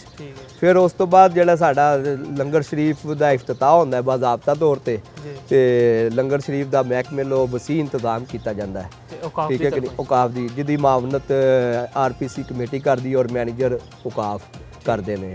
ਤੇ ਫੰਡ ਜਿੰਨੇ ਵੀ ਨੇ ਉਹ ਜਾਰੀ ਕੀਤੇ ਜਾਂਦੇ ਨੇ ਮਹਿਕਮਾ ਔਕਾਫ ਵੱਲੋਂ। ਫਿਰ ਉਸ ਤੋਂ ਬਾਅਦ ਸਾਡਾ ਅਗਲੇ ਦਿਨ ਦਾ ਪ੍ਰੋਗਰਾਮ ਹੁੰਦਾ, ਇੱਥੇ ਕਾਨਫਰੰਸ ਕੀਤੀ ਜਾਂਦੀ ਹੈ, ਠੀਕ ਹੈ ਕਿ ਨਹੀਂ, ਜਿਹਦੇ ਵਿੱਚ ਰਵਾਦਾਰੀ ਤੇ ਵੀ ਗੱਲ ਚੱਲਦੀ ਹੈ। ਸਾਡੇ ਜਿਹੜੇ ਮੌਜੂਦਾ ਜਿਹੜੇ ਸਾਡੇ ਕਮਿਊਨਿਟੀ ਦੇ ਮਿਨਿਸਟਰ ਹੁੰਦੇ ਨੇ, ਉਹ ਵੀ ਤਸ਼ਰੀਫ ਲਿਆਉਂਦੇ ਨੇ। ਤੇ ਫਿਰ ਸਮਾਂ ਦਾ ਇੰਤਜ਼ਾਮ ਕੀਤਾ ਜਾਂਦਾ ਹੈ। ਮਹਿਫਿਲ ਸਮਾਂ ਹੁੰਦੀ ਸਾਰੀ ਰਾਤ, ਪਹਿਲੇ ਦਿਨ ਵੀ ਸਾਰੀ ਰਾਤ ਹੁੰਦੀ ਹੈ, ਦੂਸਰੇ ਦਿਨ ਵੀ ਸਾਰੀ ਰਾਤ ਹੁੰਦੀ ਹੈ। ਫਿਰ ਮਸਜਿਦ ਦੇ ਵਿੱਚ ਵੀ ਸਾਡੇ ਪ੍ਰੋਗਰਾਮ ਚੱਲਦੇ ਨੇ, ਤੇ ਦੁਨੀਆ ਪੂਰੀ ਤੋਂ ਤਕਰੀਬਨ ਲੋਕ ਤਸ਼ਰੀਫ ਲਿਆਉਂਦੇ ਨੇ। ਸਾਡੀ ਸਿੱਖ ਕਮਿਊਨਿਟੀ ਵੀ ਬਹੁਤ ਤਸ਼ਰੀਫ ਲਿਆਉਂਦੇ ਨੇ ਜੀ ਜੀ ਤੇ ਜਿਹਦੇ ਵਿੱਚ VIP ਮਹਿਮਾਨ ਵੀ ਹੁੰਦੇ ਨੇ ਔਰ ਵੈਸੇ ਵੀ ਰਵਾਇਤੀ ਅੰਦਾਜ਼ 'ਚ ਵੀ ਆਪਣੇ ਜ਼ੋਕ ਨਾਲ ਵੀ ਆਉਂਦੇ ਨੇ ਜਿਨ੍ਹਾਂ ਦੀ ਅਕੀਦਤ ਤੇ ਅਰਦਾਸ ਵਾਸਤੇ। ਤੇ ਇਹ ਜਿਹੜੇ ਦਰਬਾਰ ਦੇ ਮੁਲਹਿਕਾ ਗਲੀਆਂ ਨੇ ਇਹ ਭਰੀਆਂ ਹੁੰਦੀਆਂ ਨੇ। ਅੱਛਾ ਅੱਛਾ ਕੁਝ ਲੋਕ ਐਸੇ ਅਕੀਦਤਮੰਦ ਨੇ ਜਿਹੜੇ ਦੂਸਰੇ ਸ਼ਹਿਰਾਂ ਤੋਂ ਕਰਾਚੀ ਜਾਂ ਉਧਰੋਂ ਤਸ਼ਰੀਫ ਲਿਆਉਂਦੇ ਨੇ, ਇੱਥੇ ਆ ਕੇ ਫਿਰ ਲੋਕਾਂ ਦੇ ਘਰਾਂ ਦੇ ਵਿੱਚ ਵੀ ਸਟੇ ਕਰਦੇ ਨੇ। ਅੱਛਾ ਬੜੀ ਕਿਉਂ ਕੋਈ ਆਪਣੇ ਬੱਕਰੇ ਲਾਲ ਕਰ ਰਿਹਾ ਹੈ ਤੇ ਲੰਗਰ ਚਲਾ ਰਿਹਾ ਹੈ, ਕੋਈ ਵੈਸੇ ਦੇਗਾ ਪਕਾ ਰਹੇ ਨੇ, ਵਸੀਰ ਲੰਗਰ ਦਾ ਇੰਤਜ਼ਾਮ ਜੀ ਜੀ ਔਰ ਬੜਾ ਸ਼ੋਰੋ ਗੁਲ ਦੇ ਨਾਲ ਔਰ ਬੜਾ ਅੱਛਾ ਜਿਹੜਾ ਨਾ ਉਰਸ ਦਾ ਮੁਹੱਬਤ ਦੇ ਨਾਲ ਅਕੀਦਤ ਨਾਲ ਮਨਾਇਆ ਜਾਂਦਾ ਹੈ। ਅੱਛਾ ਤੁਸੀਂ ਵੀਰ ਜੀ ਲੰਗਰ ਦੀ ਗੱਲ ਕੀਤੀ ਤੇ ਆਮ ਰੂਟੀਨ 'ਚ ਵੀ ਇੱਥੇ ਸਾਨੂੰ ਲੰਗਰ ਦੀ ਦੇਖਣ ਨੂੰ ਮਿਲਦਾ? ਹਾਂਜੀ ਜੀ ਮਾਸ਼ਾਅੱਲਾ ਸਾਡੇ ਮਹਿਕਮਾ ਔਕਾਫ ਦੀ ਮਾਮਨਤ ਦੇ ਨਾਲ ਦਰਬਾਰ ਸ਼ਰੀਫ ਤੇ ਹੈ ਜਿਸ ਤੇ ਅਸੀਂ ਬੈਠੇ ਹਾਂ, ਸਾਡੇ ਸਾਹਮਣੇ ਹੀ ਲੰਗਰਖਾਨੇ ਦੀ ਇਮਾਰਤ ਹੈ। ਇਹ ਜਿਹੜਾ ਲੰਗਰਖਾਨਾ ਹੈ ਇਹਨੂੰ ਡਿਕਲੇਅਰ ਕੀਤਾ ਸੀ ਚੀਫ ਮਿਨਿਸਟਰ ਮੋਹਸਨ ਨਕਵੀ ਸਾਹਿਬ ਨੇ ਤੇ ਇਹ ਮਦੀਨਾ ਫਾਊਂਡੇਸ਼ਨ ਅੱਛਾ ਬੜਾ ਮਸ਼ਹੂਰ ਹੈ ਸਾਡਾ ਮਦੀਨਾ ਫਾਊਂਡੇਸ਼ਨ ਵਾਲੇ ਜਿਹੜੇ ਨੇ ਉਹਨਾਂ ਦਾ ਦਾਤਾ ਹਜ਼ੂਰ ਵੀ ਲੰਗਰ ਖਾਨਾ ਹੈ, ਉੱਥੇ ਵੀ ਲੰਗਰ ਚੱਲਦਾ ਉਹਨਾਂ ਦਾ 2 ਟਾਈਮ। ਉਹ ਬਾਬਾ ਫਰੀਦੁੱਦੀਨ ਮਸੂਦੇ ਗੰਜ ਸ਼ਕਰ ਰਹਿਮਤੁल्लाह ਨੇ ਮੋਹਰ ਵਾਲੀ ਸਰਕਾਰ ਉੱਥੇ ਵੀ ਆਪ ਦਾ ਲੰਗਰ ਚੱਲਦਾ ਹੈ ਜੀ ਜੀ ਔਰ ਮਦੀਨੇ ਪਾਕ ਵੀ ਉਹਨਾਂ ਦਾ ਪੂਰਾ ਸਾਲ ਲੰਗਰ ਚੱਲਦਾ ਹੈ। ਅਲਹਮਦੁਲਿਲਾ ਉਹਨਾਂ ਦਾ ਬੜਾ ਅੱਛਾ ਕੰਮ ਇੱਥੇ ਸਵੇਰ ਦੇ ਟਾਈਮ ਕੁਰਸੀਆਂ ਟੇਬਲ ਲੱਗ ਜਾਂਦੇ ਨੇ ਜੀ ਔਰ 6:30 ਵਜੇ ਨਾਸ਼ਤੇ ਦਾ ਇhtਮਾਮ ਹੁੰਦਾ ਹੈ ਠੀਕ ਔਰ ਸ਼ਾਮ ਨੂੰ 6:30 ਵਜੇ ਖਾਣੇ ਦਾ ਇhtਮਾਮ ਬੜੇ ਡਿਸਪਲਿਨ ਨਾਲ ਬੜੇ ਅੱਛੇ ਤਰੀਕੇ ਦੇ ਨਾਲ ਤਕਰੀਬਨ 150 ਤੋਂ 200 ਬੰਦਾ ਜਿਹੜਾ ਮੁਸਤਫੀਦ ਹੁੰਦਾ ਰੋਜ਼ਾਨਾ ਲੰਗਰ ਦੇ। ਬਹੁਤ ਔਰ ਉਸ ਤੋਂ ਇਲਾਵਾ ਜਿਹੜੇ ਜ਼ਾਇਰੀਨ ਲੰਗਰ ਦਾ ਇੰਤਜ਼ਾਮ ਕਰਦੇ ਨੇ ਉਹਦੇ ਵਾਸਤੇ ਮੇਰੇ ਪਿੱਛੇ ਲੰਗਰਖਾਨਾ ਮਹਿਕਮਾ ਔਕਾਫ ਵੱਲੋਂ ਬਣਿਆ ਹੋਇਆ ਹੈ। ਉਸ ਲੰਗਰਖਾਨੇ ਦੇ ਅੰਦਰ ਤਕਸੀਮ ਹੁੰਦਾ ਹੈ ਲੰਗਰ ਤਕਰੀਬਨ ਹਰ ਟਾਈਮ ਹੀ ਮਿਲਦਾ ਹੈ। ਇਹ ਤੇ ਫਕੀਰਾਂ ਦੇ ਦਰਦੀ ਨੇ ਇੱਕ ਰਵਾਇਤ ਹੈਗੀ ਹੈ, ਰੌਣਕ ਹੈ, ਬਿਲਕੁਲ ਰੌਣਕ ਹੈ ਜੀ ਲੰਗਰ। ਅੱਛਾ ਵੀਰ ਜੀ ਇੱਕ ਗੱਲ ਜਿਹੜੀ ਮੈਂ ਆਖਰੀ ਤੁਹਾਡੇ ਤੋਂ ਹੋਰ ਪੁੱਛਣਾ ਚਾਹਾਂਗਾ, ਉਸ ਤੋਂ ਬਾਅਦ ਮੈਂ ਤੁਹਾਡਾ ਧੰਨਵਾਦ ਕਰਾਂਗਾ ਕਿ ਮੈਨੂੰ ਨਾ ਇਸ ਪਾਸੇ ਦੇਖਦਾ ਤੇ ਇੱਕ ਬਹੁਤ ਜਿਵੇਂ ਕਿ ਮਜ਼ਾਰ ਦੀ ਤਰ੍ਹਾਂ ਦੇ ਸਾਨੂੰ ਹੋਰ ਵੀ ਕਬਰਾਂ ਦੇਖਣ ਨੂੰ ਮਿਲਦੀਆਂ, ਇਹ ਕਿੰਨਾ ਲੋਕਾਂ ਦੀਆਂ ਹੈਗੀਆਂ, ਇਹਦੇ ਬਾਰੇ ਥੋੜਾ ਚਾਨਣ ਪਾਓ। ਇਹ ਜਿਹੜੇ ਇਹ ਕਬਰਸਤਾਨ ਪਿੱਛੇ ਵਾਲ ਬਾਉਂਡਰੀ ਹੈ, ਇਹ ਸਾਡੀ ਗਿਲਾਨੀ ਫੈਮਿਲੀ ਹੈ ਜਿਨ੍ਹਾਂ ਨੂੰ ਸਜਾਦਗਾਨ ਦਾ ਸ਼ਰਫ ਮਿਲਿਆ ਹੈ। ਸਜਾਦਾ ਨਸ਼ੀਨ ਇੱਥੋਂ ਦੇ ਹੋਏ ਨੇ, ਉਹਨਾਂ ਦੇ ਵੱਡੇ ਜਿਹੜੇ ਸਨ ਤੇ ਪੀਰ ਸੈਦ ਅਲੀ ਸ਼ਾਹ ਸਾਹਿਬ ਜਿਨ੍ਹਾਂ ਕੋਲੋਂ ਮਹਿਕਮਾ ਔਕਾਫ ਨੇ ਟੇਕ ਓਵਰ ਕੀਤਾ। ਫਿਰ ਅੱਗੇ ਪੀਰ ਇਨਾਇਤ ਅਲੀ ਗਿਲਾਨੀ ਸਾਹਿਬ ਉਹਨਾਂ ਦਾ ਮਜ਼ਾਰ ਹੈ ਤੇ ਪਿੱਛੇ ਉਹ ਮਜ਼ਾਰ ਹੈਗਾ ਮੁਹਰਮ ਸ਼ਾਹ ਨਿਜ਼ਾਮੀ ਸਾਹਿਬ ਆਪ ਦੇ ਕੀਦਤਮੰਦ ਸਨ। ਠੀਕ ਹੈ ਕਿ ਇਹ ਮਜ਼ਾਰ ਪੁਰਾਣੇ ਨੇ, ਅੱਜ ਤੋਂ ਜਿਹੜੇ ਨਾ 40 ਸਾਲ 50 ਸਾਲ ਪੁਰਾਣੇ ਮਜ਼ਾਰ ਨੇ। ਇਹ ਨੁੱਕਰ ਤੇ ਜਿਹੜਾ ਮਜ਼ਾਰ ਹੈ ਇਹ ਵੀ ਆਪ ਦੇ ਕੀਦਤਮੰਦ ਸਨ। ਠੀਕ ਹੈ ਕਿ ਨਹੀਂ। ਤੇ ਬਾਬਾ ਜੀ ਦਾ ਨਾਂ ਮੁਹੰਮਦ ਅਲੀ ਸਾਹਿਬ ਅਲਮਰੂਹ ਬਾਬਾ ਮਸਤ, ਠੀਕ ਹੈ ਕਿ ਨਹੀਂ, ਆਪ ਦੇ ਖਿਦਮਤਗਾਰ ਸਨ। ਇਹ ਉਹਨਾਂ ਦਾ। ਉਸ ਤੋਂ ਇਲਾਵਾ ਜਿਹੜਾ ਹੈ ਸਾਡੇ ਮੌਜੂਦਾ ਜਿਹੜੇ ਸਪੀਕਰ ਨੇ ਸਰਦਾਰ ਯਾਦ ਸਾਦਕ ਸਾਹਿਬ, ਉਹਨਾਂ ਦੇ ਸੁਸਰ ਜਸਟਿਸ ਸਰਦਾਰ ਇਕਬਾਲ ਸਾਹਿਬ, ਉਹਨਾਂ ਦੀ ਅੱਗੋਂ ਜ਼ੋਜਾ ਦੀ ਅੱਗੋਂ ਉਹਨਾਂ ਦੀ ਬੱਚਿਆਂ ਦੀ ਕਬਰਾਂ ਨੇ। ਇੱਥੇ ਜ਼ਾਹਿਦ ਅਹਿਮਦ ਸਾਹਿਬ ਗਵਰਨਰ ਰਹੇ ਨੇ ਪੰਜਾਬ ਦੇ, ਉਹਨਾਂ ਦੇ ਵਾਲਦ ਸਾਹਿਬ ਬ੍ਰਿਗੇਡੀਅਰ ਹਾਮਦ ਨਵਾਜ਼ ਸਾਹਿਬ, ਉਹਨਾਂ ਦੀ ਕਬਰ, ਜ਼ਾਹਿਦ ਅਹਿਮਦ ਸਾਹਿਬ ਦੀ ਜ਼ੋਜਾ ਦੀ ਕਬਰ ਵੀ ਇੱਥੇ ਹੈਗੀ ਹੈ। ਜਿਹੜੀ ਸਾਡੇ ਜ਼ਾਹਿਦ ਅਹਿਮਦ ਸਾਹਿਬ ਜਿਹੜੇ ਨੇ ਉਹ ਸਾਡੇ ਵਫਾਕੀ ਵਜ਼ੀਰ ਕਾਨੂੰਨ ਵੀ ਰਹੇ ਨੇ, ਉਹਨਾਂ ਦੀ ਜ਼ੋਜਾ ਦੀ ਕਬਰ ਹੈ ਜਿਹੜੇ ਕਿ ਆਸ਼ਕ ਕੁਰੈਸ਼ੀ ਸਾਹਿਬ ਦੀ ਹਮਸ਼ੀਰਾ ਸਨ। ਸਾਦਕ ਕੁਰੈਸ਼ੀ ਸਾਹਿਬ ਸਾਡੇ ਉਹ ਵੀ ਮੇਰਾ ਖਿਆਲ ਗਵਰਨਰ ਜਾਂ ਵਜ਼ੀਰ ਆਲਾ ਰਹੇ ਨੇ, ਉਹਨਾਂ ਦੀ ਬੇਟੀ ਸਨ। ਉਸ ਤੋਂ ਇਲਾਵਾ ਇੱਥੇ ਕਾਫੀ ਜਿਹੜਾ ਜਸਟਿਸ ਮਹਿਬੂਬ ਸਾਹਿਬ ਦੀ ਵੀ ਕਬਰ ਹੈ। ਸਭ ਤੋਂ ਮਸ਼ਹੂਰ ਔਰ ਮਰੂਫ ਔਰ ਬੜੇ ਦਰਵੇਸ਼ ਆਦਮੀ ਸਨ, ਕਹਿੰਦੇ ਨੇ ਅਬਦੁੱਲਾ ਸੁੰਬਲ ਸਾਹਿਬ, ਅਬਦੁੱਲਾ ਖਾਨ ਸੁੰਬਲ ਸਾਹਿਬ ਜਿਹੜੇ ਸੈਕਟਰੀ ਦਾਖਲਾ ਮੌਜੂਦਾ ਸਨ। ਅੱਛਾ ਜੀ। 2 ਸਾਲ ਪਹਿਲੇ ਤਕਰੀਬਨ ਉਹਨਾਂ ਦਾ ਵਸਾਲ ਔਨ ਡਿਊਟੀ ਹੋਇਆ, ਉਹਨਾਂ ਦੀ ਕਬਰ ਵੀ ਹੈ ਸਾਡੇ ਪਿੱਛੇ ਮੌਜੂਦ ਹੈ। ਤੇ ਚੌਧਰੀ ਸ਼ਫਕਾਤ ਸਾਹਿਬ, ਸ਼ਫਕਾਤ ਅਹਿਮਦ ਬੱਦਰ ਸਾਹਿਬ ਜਿਨ੍ਹਾਂ ਦੇ ਬੇਟੇ ਇਸ ਟਾਈਮ ਹੋਮ ਡਿਪਾਰਟਮੈਂਟ ਸੈਕਟਰੀ ਨੇ, ਐਡੀਸ਼ਨਲ ਚੀਫ ਸੈਕਟਰੀ ਲੱਗੇ ਹੋਏ ਨੇ, ਉਹਨਾਂ ਦੇ ਵਾਲਦ ਸਾਹਿਬ ਦੀ ਵੀ ਇੱਥੇ ਉਹ SSP ਲੋਰ CIA ਬੜੇ ਮਸ਼ਹੂਰ ਸਨ। ਅੱਛਾ ਇੱਥੇ ਸਾਨੂੰ ਮੈਂ ਸੁਣਨ ਚ ਆਇਆ ਸੀ ਕਿ ਇੱਥੇ ਇੱਕ ਐਕਟਰ ਵੀ ਪਾਕਿਸਤਾਨੀ ਮਰੂਫ ਅਦਾਕਾਰ ਵੀ ਦਫਨ ਹੈਗੇ ਨੇ। ਜੀ ਬਿਲਕੁਲ ਬਿਲਕੁਲ, ਮੈਂ ਉਸ ਤਰਫ ਹੀ ਆ ਰਿਹਾ ਸਾਂ ਕਿ ਸਾਡੇ ਬੜੇ ਮਸ਼ਹੂਰ ਮਰੂਫ ਫਿਲਮੀ ਐਕਟਰ ਔਰ ਉਹਨਾਂ ਦੇ ਬਾਰੇ ਵੀ ਕਿਹਾ ਜਾਂਦਾ ਹੈ, ਲੋਕਾਂ ਦੀ ਰਾਏ ਵੀ ਕਿ ਬੜੇ ਦਰਵੇਸ਼ ਸਿਫਤ ਇਨਸਾਨ ਸਨ। ਸੈਯਦ ਮੁਹੰਮਦ ਅਲੀ ਸਾਹਿਬ ਜਿਨ੍ਹਾਂ ਦੇ ਬਾਰੇ ਦੱਸਿਆ ਜਾਂਦਾ ਹੈ ਕਿ ਉਹਨਾਂ ਦਾ ਘਰ ਸ਼ਾਹ ਫਾਹਦ ਨੇ ਪਾਕਿਸਤਾਨ ਜਦੋਂ ਆਏ ਸਨ ਤੇ ਉਹਨਾਂ ਨੇ ਘਰ ਸਟੇ ਕੀਤਾ ਸੀ ਔਰ ਆਪ ਲਈ ਵਕਫ ਕੀਤੀ ਸੀ ਜਗ੍ਹਾ ਜੰਨਤੁਲ ਬੱਕੀ ਦੇ ਵਿੱਚ ਕਿ ਜਦੋਂ ਵੀ ਤੁਹਾਡਾ ਵਸਾਲ ਹੋਏਗਾ ਤੇ ਤੁਹਾਨੂੰ ਉੱਥੇ ਤਦਫੀਨ ਹੋਏਗੀ। ਤੇ ਦੱਸਿਆ ਇਹੀ ਜਾਂਦਾ ਹੈ ਕਿ ਜਿਸ ਟਾਈਮ ਆਪ ਦਾ ਵਸਾਲ ਹੋਇਆ ਤੇ ਆਪ ਨੂੰ ਲੈਣ ਵਾਸਤੇ ਤਿਆਰਾ ਵੀ ਪਾਕਿਸਤਾਨ ਆਇਆ ਹੈ ਤੇ ਆਪ ਨੇ ਲੇਕਿਨ ਵਸੀਅਤ ਸੀ ਕਿ ਮੈਨੂੰ ਹਜ਼ਰਤ ਮੀਆਂ ਮੀਰ ਰਹਿਮਤੁल्लाह ਅਲੈਹ ਤਦਫੀਨ ਕੀਤੀ ਜਾਏ। ਆਪ ਦੇ ਕੋਲ ਫਰਦੋਸ ਮਾਰਕੀਟ ਵੀ ਕਬਰਸਤਾਨ ਹੈ, ਉੱਥੇ ਵੀ ਜਗ੍ਹਾ ਸੀ, ਲੇਕਿਨ ਉਹਨਾਂ ਦੀ ਜ਼ੋਜਾ ਮੁਹਤਰਮਾ ਨੇ ਕਿਹਾ ਕਿ ਨਹੀਂ ਉੱਥੇ ਤਦਫੀਨ ਹੋਣੀ ਹੈ ਤੇ ਫਿਰ ਉਹਨਾਂ ਨੂੰ ਇੱਥੇ ਤਦਫੀਨ ਕੀਤੀ ਗਈ। ਤੇ ਉਹਨਾਂ ਦੀ ਜ਼ੋਜਾ ਮੁਹਤਰਮਾ ਦੀ ਅੱਲਾ ਜ਼ਿੰਦਗੀ ਲੰਮੀ ਕਰੇ ਔਰ ਸਿਹਤ ਤੋਂ ਤੰਦਰੁਸਤੀ ਵਾਲੀ ਤਾ ਫਰਮਾਏ। ਉਹਨਾਂ ਦੀ ਵੀ ਉਹਨਾਂ ਦੇ ਕਦਮਾਂ ਦੇ ਵਿੱਚ ਜਗ੍ਹਾ ਪਈ ਹੋਈ ਹੈ, ਉਹਨਾਂ ਦੀ ਤਦਫੀਨ ਵੀ ਇੱਥੇ ਹੀ ਹੋਣੀ ਹੈ। ਅੱਛਾ। ਤੇ ਉਸ ਤੋਂ ਇਲਾਵਾ ਸਾਡੇ ਕਾਫੀ ਬਿਊਰੋਕਰੇਟ ਕਾਫੀ, ਫਿਰ ਸਾਡੇ ਇੱਕ ਚਵਿੰਡਾ ਬਾਰਡਰ ਦੇ 1965 ਦੇ ਸ਼ਹੀਦ ਵੀ ਨੇ ਜੀ ਜੀ। ਤੇ ਲੈਫਟੀਨੈਂਟ ਉਹ ਕੈਪਟਨ ਸਾਹਿਬ, ਉਹਨਾਂ ਦੀ ਵੀ ਇੱਥੇ ਕਬਰ ਮੌਜੂਦ ਹੈ। ਇਹ ਵੀ ਉਹਨਾਂ ਦੀ ਵਸੀਅਤ ਦੇ ਮੁਤਾਬਕ ਇੱਥੇ ਬਣਾਈ ਗਈ? ਨਹੀਂ, ਉਹਨਾਂ ਦੀ ਵਸੀਅਤ ਦੇ ਮੁਤਾਬਕ ਨਹੀਂ ਬਣਾਈ ਗਈ। ਉਸ ਵਕਤ ਦੇ ਵਿੱਚ ਸ਼ਾਇਦ ਕੋਈ ਉਹਨਾਂ ਦੇ ਅਕੀਦਤਮੰਦ ਹੋਣਗੇ। ਇੱਥੇ ਨਵਾਬ ਖਾਨਦਾਨ ਹੈ, ਮਮਦੋੜ ਫੈਮਿਲੀ, ਨਵਾਬ ਖਾਨਦਾਨ, ਉਹਨਾਂ ਦਾ ਵੀ ਪਾਕਿਸਤਾਨ ਹਿੰਦੁਸਤਾਨ ਬਣਨ ਤੋਂ ਪਹਿਲੇ ਦੀ ਕਬਰਾਂ ਇੱਥੇ ਮੌਜੂਦ ਨੇ। ਅੱਛਾ ਜੀ। ਜਿਨ੍ਹਾਂ ਦੇ ਫਿਲਮ ਐਕਟਰ ਉੱਥੇ ਬੜੇ ਮਸ਼ਹੂਰ ਨੇ ਇੰਡੀਆ 'ਚ, ਉਹਨਾਂ ਦੇ ਫੁੱਫੀ ਤੇ ਫੂਫਾ ਸਾਰੇ ਉਹ ਇੱਥੇ ਤਦਫੀਨ ਹੈ। ਬਹੁਤ ਵਧੀਆ। ਅੱਛਾ ਵੀਰ ਜੀ, ਇਹ ਤੁਸੀਂ ਜਿੰਨਾ ਸਾਰਿਆਂ ਦਾ ਡਿਸਕਸ ਕੀਤਾ, ਇਹਨਾਂ ਦੇ ਵਿੱਚ ਕਾਫੀ ਸਾਰੇ ਬਿਊਰੋਕਰੇਟਸ ਵੱਡੇ ਜਿਹੜੇ ਉੱਚੇ ਪੱਧਰ ਦੇ ਉੱਤੇ ਮੌਜੂਦ ਨੇ, ਇਹ ਉਹਨਾਂ ਲੋਕਾਂ ਦੀਆਂ ਇੱਥੇ ਕਬਰਾਂ ਹੈਗੀਆਂ ਜਿੱਥੇ ਉਹ ਦਫਨ ਹੈਗੇ ਨੇ। ਇਸ ਤੋਂ ਇਲਾਵਾ ਜੇ ਕੋਈ ਆਮ ਬੰਦੇ ਦੀ ਗੱਲ ਕਰੀ, ਕੋਈ ਆਮ ਅਕੀਦਤਮੰਦ, ਕਿ ਉਹਦੀ ਵੀ ਇੱਥੇ ਕਬਰ ਮੌਜੂਦ ਹੈ, ਜਾਂ ਇਨ ਫਿਊਚਰ ਅਗਰ ਕੋਈ ਚਾਹੁੰਦਾ ਹੈ ਕਿ ਕੋਈ ਆਮ ਅਕੀਦਤਮੰਦ ਉੱਠ ਕੇ ਆਉਂਦਾ ਕਿ ਮੈਨੂੰ ਸਾਈਂ ਜੀ ਹੁਣਾਂ ਦੇ ਦਰਬਾਰ ਦੇ ਕੋਲ ਦਫਨ ਕੀਤਾ ਜਾਏ? ਅਜੀ ਦੇਖੋ, ਜਿਹੜੇ ਅਕੀਦਤਮੰਦ ਨੇ ਉਹ ਹਰ ਅਕੀਦਤਮੰਦ ਦੀ ਖੁਆਇਸ਼ ਹੁੰਦੀ ਹੈ ਕਿ ਅਸੀਂ ਸਾਡੀ ਵੀ ਇੱਥੇ ਤਦਫੀਨ ਹੋਏ, ਲੇਕਿਨ ਸਾਡੀ ਮੁਸਲਿਮ ਕਮਿਊਨਿਟੀ ਦੇ ਵਿੱਚ ਸਾਡਾ ਇੱਕ ਅਕੀਦਾ ਨਜ਼ਰੀਆ ਹੈ ਕਿ ਜਿੱਥੇ ਮਰ ਕੇ ਮਿੱਟੀ ਨਸੀਬ ਹੋਣੀ ਉੱਥੇ ਹੀ ਜਾਣਾ ਹੈ। ਠੀਕ ਹੈ ਕਿ ਨਹੀਂ? ਉਸ ਦੇ ਮੁਤਾਬਕ ਇੱਥੇ ਬਹੁਤ ਜ਼ਿਆਦਾ ਲੋਕ ਅਕੀਦਤਮੰਦ ਵੀ ਨੇ ਜਿਹੜੇ ਕਿ ਉਹਨਾਂ ਦੀ ਵੀ ਕਬਰਾਂ ਮੌਜੂਦ ਨੇ, ਲੇਕਿਨ ਅਸਲ ਦੇ ਵਿੱਚ ਦਰਬਾਰ ਸ਼ਰੀਫ ਦੇ ਉੱਤੇ ਜਗ੍ਹਾ ਜਿਹੜੀ ਹੈ ਬਹੁਤ ਕਮ ਹੈ। ਹਰ ਬੰਦੇ ਦੀ ਖੁਆਇਸ਼ ਹੈ, ਕੋਸ਼ਿਸ਼ ਹਰ ਬੰਦਾ ਕਰਦਾ। ਜਿਹਨੂੰ ਦੇਖਦੇ ਹੋਏ ਪਹਿਲੇ ਸਾਡੇ ਸੈਕਟਰੀ ਔਕਾਫ ਜਿਹੜੇ ਮੌਜੂਦਾ ਹੁੰਦੇ ਸਨ ਉਹ ਇਜਾਜ਼ਤ ਦਿੰਦੇ ਸਨ ਤੇ ਕਬਰ ਦੀ ਜਗ੍ਹਾ ਮਨਜ਼ੂਰ ਹੁੰਦੀ ਸੀ, ਕਿਉਂਕਿ ਹੁਣ ਸਾਡੀ ਕਬਰਾਂ ਦੀ ਜਗ੍ਹਾ ਇੱਥੇ ਨਹੀਂ ਰਹਿ ਗਈ। ਤੇ ਸਾਡੇ ਸਰਦਾਰ ਯਾਦ ਸਾਹਿਬ ਸਪੀਕਰ ਨੇ ਮੌਜੂਦਾ, ਉਹਨਾਂ ਨੇ ਬੜੀ ਕੋਸ਼ਿਸ਼ ਕੀਤੀ ਕਿ 6 ਕਬਰਾਂ ਦੀ ਜਗ੍ਹਾ ਸਾਨੂੰ ਇੱਥੇ ਅਲਾਟ ਕੀਤੀ ਜਾਏ ਹਾਲ ਵਿੱਚ।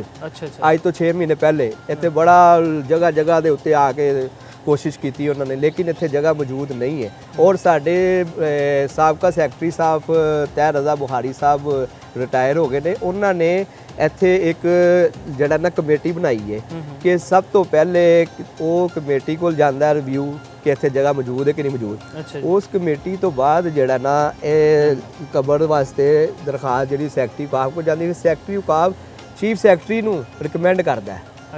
ਫਿਰ ਚੀਫ ਸੈਕਟਰੀ ਸਾਹਿਬ ਇਜਾਜ਼ਤ ਦਿੰਦੇ ਨੇ, ਇੱਥੇ ਕਮੇਟੀ ਬਣ ਗਈ, ਚੀਫ ਸੈਕਟਰੀ ਸਾਹਿਬ ਇਜਾਜ਼ਤ ਦੇਣਗੇ। ਉਸ ਤੋਂ ਬਾਅਦ 25 ਲੱਖ ਰੁਪਏ ਨੈਸ਼ਨਲ ਬੈਂਕ 'ਚ ਜਮ੍ਹਾਂ ਹੁੰਦਾ। 25 ਲੱਖ ਨੈਸ਼ਨਲ ਬੈਂਕ 'ਚ ਜਮ੍ਹਾਂ ਹੋਣ ਤੋਂ ਬਾਅਦ ਜਿਹੜਾ ਨਾ ਉਹ ਤੁਹਾਨੂੰ ਕਬਰ ਦੀ ਜਗ੍ਹਾ, ਬਹੁਤ ਲੰਮਾ ਪ੍ਰੋਸੀਜਰ ਕੀਤਾ। ਉਹਦੀ ਵਜ੍ਹਾ ਇਹੀ ਹੈ ਕਿ ਸਾਡੇ ਕੋਲ ਜਗ੍ਹਾ ਮੌਜੂਦ ਨਹੀਂ ਹੈ। ਅਕੀਦਤਮੰਦ ਬਹੁਤ ਨੇ, ਜਗ੍ਹਾ ਮੌਜੂਦ ਨਹੀਂ। ਬਿਲਕੁਲ ਵੀਰ ਜੀ, ਬਹੁਤ ਸੋਹਣਾ ਗਾਈਡ ਕੀਤਾ ਤੁਸੀਂ ਸਾਨੂੰ। ਸਭ ਤੋਂ ਪਹਿਲੇ ਹਜ਼ਰਤ ਸਾਈਂ ਮੀਆਂ ਮੀਰ ਜੀ ਦੇ ਇਤਿਹਾਸ ਦੇ ਬਾਰੇ ਦੱਸਿਆ, ਉਹਨਾਂ ਦੇ ਜੀਵਨ ਦੇ ਪਿਛੋਕੜ ਬਾਰੇ ਦੱਸਿਆ, ਫਿਰ ਉਹਨਾਂ ਦੇ ਮੁਰੀਦਾਂ ਦੇ ਬਾਰੇ ਦੱਸਿਆ, ਦਰਬਾਰ ਦੇ ਬਾਰੇ ਦੱਸਿਆ, ਕਿਵੇਂ ਇੱਥੇ ਵਧੀਆ ਇੰਤਜ਼ਾਮ ਚੱਲ ਰਿਹਾ। ਸੋ ਇਹਨਾਂ ਸਾਰੀਆਂ ਚੀਜ਼ਾਂ ਵਾਸਤੇ ਮੈਂ ਤੁਹਾਡਾ ਧੰਨਵਾਦ ਕਰਦਾ ਕਿ ਤੁਸੀਂ ਆਪਣੇ ਕੀਮਤੀ ਸਮੇਂ 'ਚੋਂ ਟਾਈਮ ਕੱਢਿਆ। ਤੇ ਦਰਸ਼ਕੋ, ਤੁਸੀਂ ਦੇਖ ਰਹੇ ਹੋ ਕਿ ਕਿੰਨਾ ਸੋਹਣਾ ਵੀਰ ਜੀ ਉਹਨਾਂ ਨੇ ਗਾਈਡ ਕੀਤਾ, ਅਤੇ ਤੁਹਾਨੂੰ ਦਿਖਾਉਂਦੇ ਹਾਂ ਦਰਬਾਰ ਦੀਆਂ ਹੋਰ ਵੀ ਚੀਜ਼ਾਂ। ਸਾਡੇ ਨਾਲ ਬਣੇ ਰਹੋ।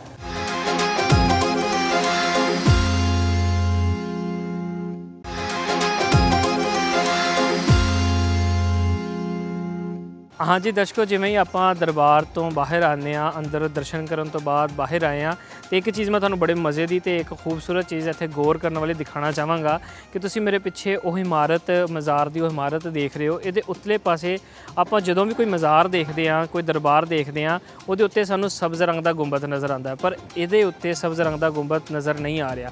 ਇਹਦੀ ਇੱਕ ਵਜ੍ਹਾ ਹੈ ਕਿਉਂਕਿ ਮੁਗਲ ਦੌਰ ਦੇ ਵਿੱਚ ਜਿੰਨੀ ਵੀ ਕੰਸਟਰਕਸ਼ਨ ਕੀਤੀ ਜਾਂਦੀ ਸੀ, ਆਪ ਜੀ ਨੂੰ ਪਹਿਲੇ ਵੀ ਦੱਸਿਆ ਕਿ ਉਹ ਚਿੱਟੇ ਸੰਗੇਮਰਮਰ ਤੋਂ ਕੀਤੀ ਜਾਂਦੀ ਸੀ ਜਾਂ ਲਾਲ ਪੱਥਰ ਦੀ ਵਰਤੋਂ ਕੀਤੀ ਜਾਂਦੀ ਸੀ। ਸੋ ਇਸ ਇਮਾਰਤ ਦੇ ਵਿੱਚ ਵੀ ਉਸ ਸਫੇਦ ਸੰਗੇਮਰਮਰ ਨੂੰ ਇਸਤੇਮਾਲ ਕੀਤਾ ਗਿਆ। ਇਸ ਤੋਂ ਇਲਾਵਾ ਫਰੈਸਕੋ ਪੇਂਟਿੰਗ ਦਾ ਬਹੁਤ ਖੂਬਸੂਰਤ ਇਸਤੇਮਾਲ ਦੇਖਣ ਨੂੰ ਮਿਲਦਾ। ਫਿਰ ਹਵਾ ਵਾਸਤੇ ਚਾਰਾਂ ਪਾਸਿਆਂ ਦੇ ਵਿੱਚ ਇੱਕ ਜਾਲੀਦਾਰ ਦਰਵਾਜ਼ੇ ਰੱਖੇ ਗਏ ਨੇ, ਉਹ ਵੀ ਇੱਕ ਬਹੁਤ ਖੂਬਸੂਰਤ ਤਾਲਮੇਲ ਦੇਖਣ ਨੂੰ ਮਿਲਦਾ। ਇਸ ਤੋਂ ਇਲਾਵਾ ਇੱਕ ਹੋਰ ਤੁਹਾਨੂੰ ਗੱਲ ਦੱਸਦਾ ਚੱਲਣਾ ਕਿ ਜਦੋਂ ਹੀ ਆਪਾਂ ਦਰਬਾਰ ਦੇ ਬਿਲਕੁਲ ਸੱਜੇ ਪਾਸੇ ਦੇਖੀਏ ਤੇ ਇੱਕ ਸਾਨੂੰ ਬਹੁਤ ਹੀ ਖੂਬਸੂਰਤ ਇੱਕ ਛੋਟੀ ਜਿਹੀ ਪਿਆਰੀ ਮਸਜਿਦ ਨਜ਼ਰ ਆਉਂਦੀ ਹੈ ਕਿ ਜਿਹੜੇ ਇੱਥੇ ਜ਼ਾਇਰੀਨ ਆਉਂਦੇ ਆ ਆਪਣੇ ਦਰਸ਼ਨ ਕਰਨ ਵਾਸਤੇ, ਉਹ ਇੱਥੇ ਇਬਾਦਤ ਵੀ, ਆਪਣੀ ਨਮਾਜ਼ ਵੀ ਪੜ੍ਹ ਸਕਣ। ਇਸ ਤੋਂ ਇਲਾਵਾ ਜੇ ਅਸੀਂ ਆਪਣੇ ਖੱਬੇ ਪਾਸੇ ਗੱਲ ਕਰੀਏ ਤੇ ਦਰਖਤਾਂ ਦੀ ਬੜੀ ਖੂਬਸੂਰਤ ਇੱਕ ਤਰਤੀਬ ਸਾਨੂੰ ਦੇਖਣ ਨੂੰ ਮਿਲਦੀ ਹੈ। ਇਸ ਤੋਂ ਇਲਾਵਾ ਬਹੁਤ ਸਾਰੀ ਇੱਕ ਛੋਟਾ ਜਿਹਾ ਕਬਰਸਤਾਨ ਵੀ ਸਾਨੂੰ ਦੇਖਣ ਨੂੰ ਮਿਲਦਾ ਹੈ, ਜਿਹਦੇ ਵਿੱਚ ਵਕਤ ਦੇ ਬੜੇ ਨਾਮਵਰ ਬਿਊਰੋਕਰੇਟਸ ਅਤੇ ਇਸ ਸਿਲਸਿਲਾ ਦੇ ਉੱਤੇ ਤਲਕ ਰੱਖਣ ਵਾਲੇ, ਖਾਨਦਾਨ ਤੋਂ ਤਲਕ ਰੱਖਣ ਵਾਲਿਆਂ ਦੀ ਕਬਰਾਂ ਮੌਜੂਦ ਨੇ। ਇਸ ਤੋਂ ਇਲਾਵਾ ਹੋਰ ਵੀ ਜੇ ਅਸੀਂ ਦੇਖੀਏ ਤਾਂ ਸਹਿਨ ਇੱਕ ਬਹੁਤ ਖੁੱਲ੍ਹਾ ਅਤੇ ਵਸੀਹ ਸਹਿਨ ਹੈ, ਜਿਹਦੇ ਵਿੱਚ ਲੋਕ ਭਾਰੀ ਤਾਦਾਦ ਦੇ ਵਿੱਚ ਲੋਕ ਇੱਕ ਟਾਈਮ ਦੇ ਵਿੱਚ ਅਤੇ ਇਕੱਠੇ ਹੋ ਸਕਦੇ ਹਨ ਅਤੇ ਆਪਣੇ ਦਰਸ਼ਨ ਕਰ ਸਕਦੇ ਨੇ। ਇਸ ਤੋਂ ਇਲਾਵਾ ਆਪਣੀਆਂ ਮੰਨਤਾਂ ਮੰਨ ਸਕਦੇ ਹਨ, ਇਬਾਦਤ ਕਰ ਸਕਦੇ ਹਨ। ਸੋ ਦਰਸ਼ਕੋ, ਬਹੁਤ ਹੀ ਖੂਬਸੂਰਤ ਮੰਜ਼ਰ ਪੇਸ਼ ਕਰ ਰਿਹਾ ਇਹ ਮੀਆਂ ਹਜ਼ਰਤ ਸਾਈਂ ਮੀਆਂ ਮੀਰ ਜੀ ਦਾ ਦਰਬਾਰ। ਪਿਆਰ ਅਤੇ ਇੱਥੇ ਸ਼ਾਂਤੀ ਇਸ ਕਦਰ ਵਰਤ ਰਹੀ ਹੈ ਕਿ ਮਹਿਸੂਸ ਨਹੀਂ ਹੁੰਦਾ ਕਿ ਇਹ ਅਸਥਾਨ ਲਾਹੌਰ ਦੀ ਧਰਤੀ ਦੇ ਵਿੱਚ ਮੌਜੂਦ ਹੈ, ਕਿਉਂਕਿ ਲਾਹੌਰ ਜਿਹੇ ਭੀੜੇ ਸ਼ਹਿਰ ਦੇ ਵਿੱਚ ਬਹੁਤ ਤੰਗ ਗਲੀਆਂ ਅਤੇ ਟ੍ਰੈਫਿਕ ਦਾ ਬਹੁਤ ਸ਼ੋਰ, ਪਰ ਇੱਥੇ ਆ ਕੇ ਇੱਕ ਰੂਹਾਨੀਅਤ ਭਰਾ ਅਹਿਸਾਸ ਦੇਖਣ ਨੂੰ ਮਿਲਦਾ ਹੈ ਅਤੇ ਖੂਬਸੂਰਤ ਦਰਖਤ ਅਤੇ ਖੂਬਸੂਰਤ ਲੋਕ ਜਿਹੜੇ ਇੱਥੋਂ ਦੇ ਸੇਵਾ ਕਰਨ ਵਾਲੇ ਬੜੇ ਹੀ ਪਿਆਰੇ ਲੋਕ ਜਿਹੜੇ ਕਿ ਇੱਥੇ ਦੀ ਸੇਵਾ ਕਰ ਰਹੇ ਨੇ, ਉਹਨਾਂ ਦਾ ਵੀ ਇੱਕ ਬਹੁਤ ਅੱਛਾ ਕੋਆਪਰੇਸ਼ਨ ਦੇਖਣ ਨੂੰ ਮਿਲਦੀ ਹੈ। ਇਸ ਤੋਂ ਇਲਾਵਾ ਮੈਂ ਦਰਸ਼ਕੋ ਤੁਹਾਨੂੰ ਦੱਸਦਾ ਚੱਲਾਂ ਕਿ ਸਾਡੇ ਕੋਲ ਇਸੇ ਹੀ ਜਗ੍ਹਾ ਦੇ ਵਿੱਚ ਅੱਜ ਤੱਕ ਅਸੀਂ ਕਿਤੇ ਵੀ ਨਹੀਂ ਦੇਖਿਆ ਕਿ ਇਹ ਦਰਬਾਰ ਦੇ ਵਿੱਚ ਸਾਨੂੰ ਕੋਈ ਲਾਇਬ੍ਰੇਰੀ ਦੇਖਣ ਨੂੰ ਮਿਲੇ। ਇਹ ਇੱਕ ਬੜੀ ਇਤਿਹਾਸਿਕ ਇੰਪੋਰਟੈਂਸ ਵਾਲੀ ਗੱਲ ਹੈ ਕਿ ਇੱਥੇ ਇਸ ਇੱਕ ਲਾਇਬ੍ਰੇਰੀ ਦਾ ਨਿਰਮਾਣ ਕੀਤਾ ਗਿਆ ਤਾਂ ਕਿ ਲੋਕ ਇੱਥੇ ਆ ਕੇ ਇਤਿਹਾਸ ਦੇ ਨਾਲ ਵੀ ਜੋੜ ਸਕਣ। ਅਤੇ ਇੱਕ ਹੋਰ ਖੂਬਸੂਰਤ ਗੱਲ ਕਿ ਇੱਥੇ ਇੰਟਰਫੇਥ ਹਾਰਮਨੀ ਡਾਇਲੋਗ ਵਾਸਤੇ ਵੀ ਲੋਕਾਂ ਨੂੰ ਉਤਸ਼ਾਹਿਤ ਕੀਤਾ ਜਾਂਦਾ ਹੈ ਕਿ ਲੋਕੀ ਇੱਥੇ ਆਉਣ, ਇੰਟਰਫੇਥ ਹਾਰਮਨੀ ਤੇ ਗੱਲ ਕਰਨ। ਇਹ ਸਭ ਤੋਂ ਮੁੱਢਲੀ ਤਾਲੀਮ ਸੀ ਹਜ਼ਰਤ ਸਾਈਂ ਮੀਆਂ ਮੀਰ ਜੀ ਦੀ, ਜਿਹੜੀ ਕਿ ਅੱਜ ਦੇ ਦੌਰ 4 ਸਦੀਆਂ ਗੁਜ਼ਰਨ ਤੋਂ ਬਾਅਦ ਅੱਜ ਦੇ ਦੌਰ ਦੇ ਵਿੱਚ ਵੀ ਸਾਨੂੰ ਉਹ ਦੇਖਣ ਨੂੰ ਮਿਲ ਰਹੀ ਹੈ ਕਿ ਲੋਕਾਂ ਨੂੰ ਇਕੱਠਾ ਕੀਤਾ ਜਾਂਦਾ ਹੈ ਕਿ ਤੁਸੀਂ ਇਸ ਦਰਬਾਰ ਦੇ ਰਾਹੀਂ, ਇਸ ਸਥਾਨ ਦੇ ਰਾਹੀਂ ਇੱਕ ਥਾਂ ਤੇ ਆਓ, ਸਾਂਝੀ ਏਕਤਾ ਇਤਫਾਕ ਦੀ ਗੱਲ ਕਰੋ, ਪਿਆਰ ਮੁਹੱਬਤ ਦੀ ਗੱਲ ਕਰੋ, ਕਿਉਂਕਿ ਇਸ ਵਕਤ ਸਾਡੇ ਮਾਸ਼ਰੇ ਦੇ ਵਿੱਚ, ਸਾਡੇ ਸਮਾਜ ਦੇ ਵਿੱਚ ਜੇ ਕਿਸੇ ਗੱਲ ਦੀ ਘਾਟ ਹੈ ਤੇ ਉਹ ਸਾਂਝੀ ਏਕਤਾ ਇਤਫਾਕ ਦੀ ਘਾਟ ਹੈ, ਜਿਹਦੇ ਕਰਕੇ ਅਸੀਂ ਇਕੱਠੇ ਨਹੀਂ ਹੋ ਰਹੇ। ਔਰ ਸਾਡੀ ਤਰੱਕੀ ਦਾ ਰਾਜ਼ ਵੀ, ਸਾਡੇ ਖਿੱਤੇ ਦੀ ਤਰੱਕੀ ਦਾ ਰਾਜ਼ ਇਸੇ ਵਿੱਚ ਹੈ ਕਿ ਅਸੀਂ ਸਾਰੇ ਮਿਲ ਜੁਲ ਕੇ ਪਿਆਰ ਮੁਹੱਬਤ ਇਨਸਾਨੀਅਤ ਦਾ ਦਰਸ ਬਣਦੇ ਹੋਏ ਇੱਕ ਦੂਸਰੇ ਦੇ ਨਾਲ ਰਹੀਏ। ਸੋ ਇਸ ਤੋਂ ਬਾਅਦ ਮੈਂ ਤੁਹਾਨੂੰ ਲਾਇਬ੍ਰੇਰੀ, ਉਹ ਖੂਬਸੂਰਤ ਲਾਇਬ੍ਰੇਰੀ ਜਿਹਦੇ ਵਿੱਚ ਸਾਨੂੰ ਮੁਗਲ ਕੰਸਟਰਕਸ਼ਨ ਹੀ ਦੇਖਣ ਨੂੰ ਮਿਲਦੀ ਹੈ। ਇਸ ਤੋਂ ਇਲਾਵਾ ਦੂਸਰੇ ਪਾਸੇ ਇੱਕ ਇਸ ਘਰ ਦਾ ਪੁਰਾਤਨ ਖੂਹ ਵੀ ਹੁੰਦਾ ਸੀ ਜਿਹਦੇ ਵਿੱਚ ਪਾਣੀ ਦੀ ਵਰਤੋਂ ਕੀਤੀ ਜਾਂਦੀ ਸੀ, ਪਰ ਅੱਜ ਉਹ ਕਿਸੇ ਕਾਰਨ ਉਹਨੂੰ ਬੰਦ ਕਰ ਦਿੱਤਾ ਹੋਇਆ। ਅਸੀਂ ਤੁਹਾਨੂੰ ਉਹ ਖੂਹ ਦੇ ਵੀ ਨਿਸ਼ਾਨਾਤ ਦਿਖਾਵਾਂਗੇ। ਇਸ ਤੋਂ ਇਲਾਵਾ ਲਾਇਬ੍ਰੇਰੀ ਦੇ ਵਿੱਚ ਬਹੁਤ ਹੀ ਖੂਬਸੂਰਤ ਮੁਤਾਲਿਆ ਵਾਸਤੇ ਕਿਤਾਬਾਂ ਰੱਖੀਆਂ, ਜਿਹੜੀ ਦੀਨੀ ਕਿਤਾਬਾਂ, ਇਸ ਤੋਂ ਇਲਾਵਾ ਇਤਿਹਾਸ ਦੀਆਂ ਕਿਤਾਬਾਂ, ਉਹ ਵੀ ਦਿਖਾਵਾਂਗੇ। ਸੋ ਬਣੇ ਰਹੋ ਮੇਰੇ ਨਾਲ, ਮੈਂ ਤੁਹਾਨੂੰ ਉਸ ਪਾਸੇ ਨੂੰ ਲੈ ਕੇ ਚੱਲਦਾ।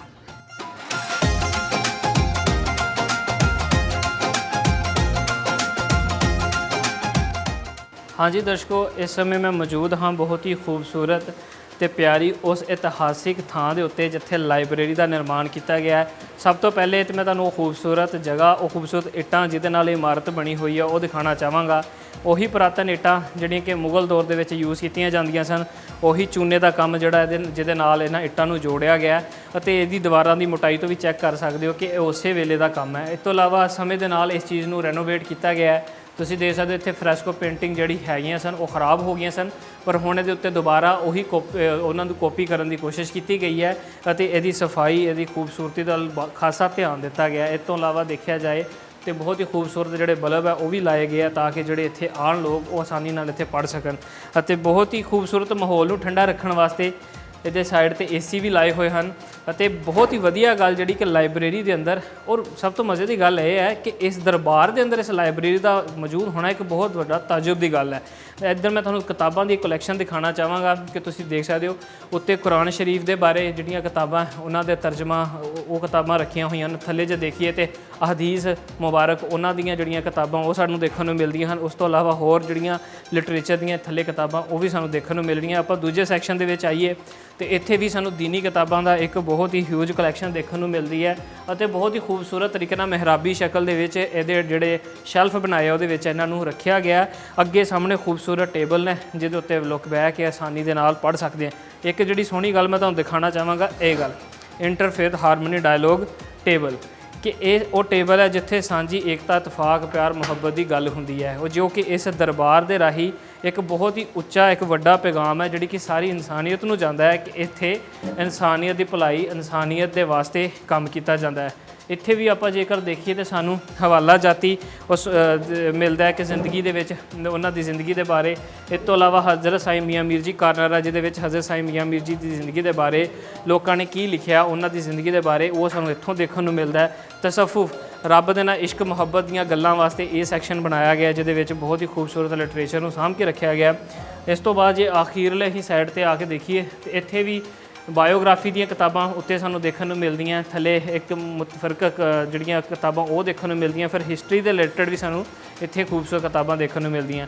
ਅਗਰ ਜੇਕਰ ਕੋਈ ਕਹਿੰਦਾ ਹੈ ਕਿ ਮੈਂ ਉੱਤੇ ਸਟੱਡੀ ਟੇਬਲ ਤੇ ਬਹਿ ਕੇ ਸਟੱਡੀ ਨਹੀਂ ਕਰ ਸਕਦਾ, ਤੇ ਬਹੁਤ ਹੀ ਖੂਬਸੂਰਤ ਥੱਲੇ ਕਾਰਪੇਟ ਵੀ ਵਿਛਾਇਆ ਗਿਆ ਤਾਂ ਕਿ ਜਿਹੜੇ ਵੀ ਲੋਕ ਇੱਥੇ ਆ ਕੇ ਰੀਡਿੰਗ ਕਰਨਾ ਚਾਹਣ, ਇਤਿਹਾਸ ਨਾਲ ਜੁੜਨਾ ਚਾਹਣ ਜਾਂ ਆਪਣੇ ਲਿਟਰੇਚਰ ਨਾਲ ਜੁੜਨਾ ਚਾਹਣ, ਉਹਨਾਂ ਨੂੰ ਹਰ ਤਰ੍ਹਾਂ ਦੀ ਸੁਵਿਧਾ ਦਿੱਤੀ ਗਈ ਹੈ, ਮਾਹੌਲ ਦਿੱਤਾ ਗਿਆ ਹੈ ਤਾਂ ਕਿ ਕਿਸੇ ਤਰ੍ਹਾਂ ਦੀ ਉਹਨਾਂ ਨੂੰ ਟੈਨਸ਼ਨ ਨਾ ਹੋਵੇ।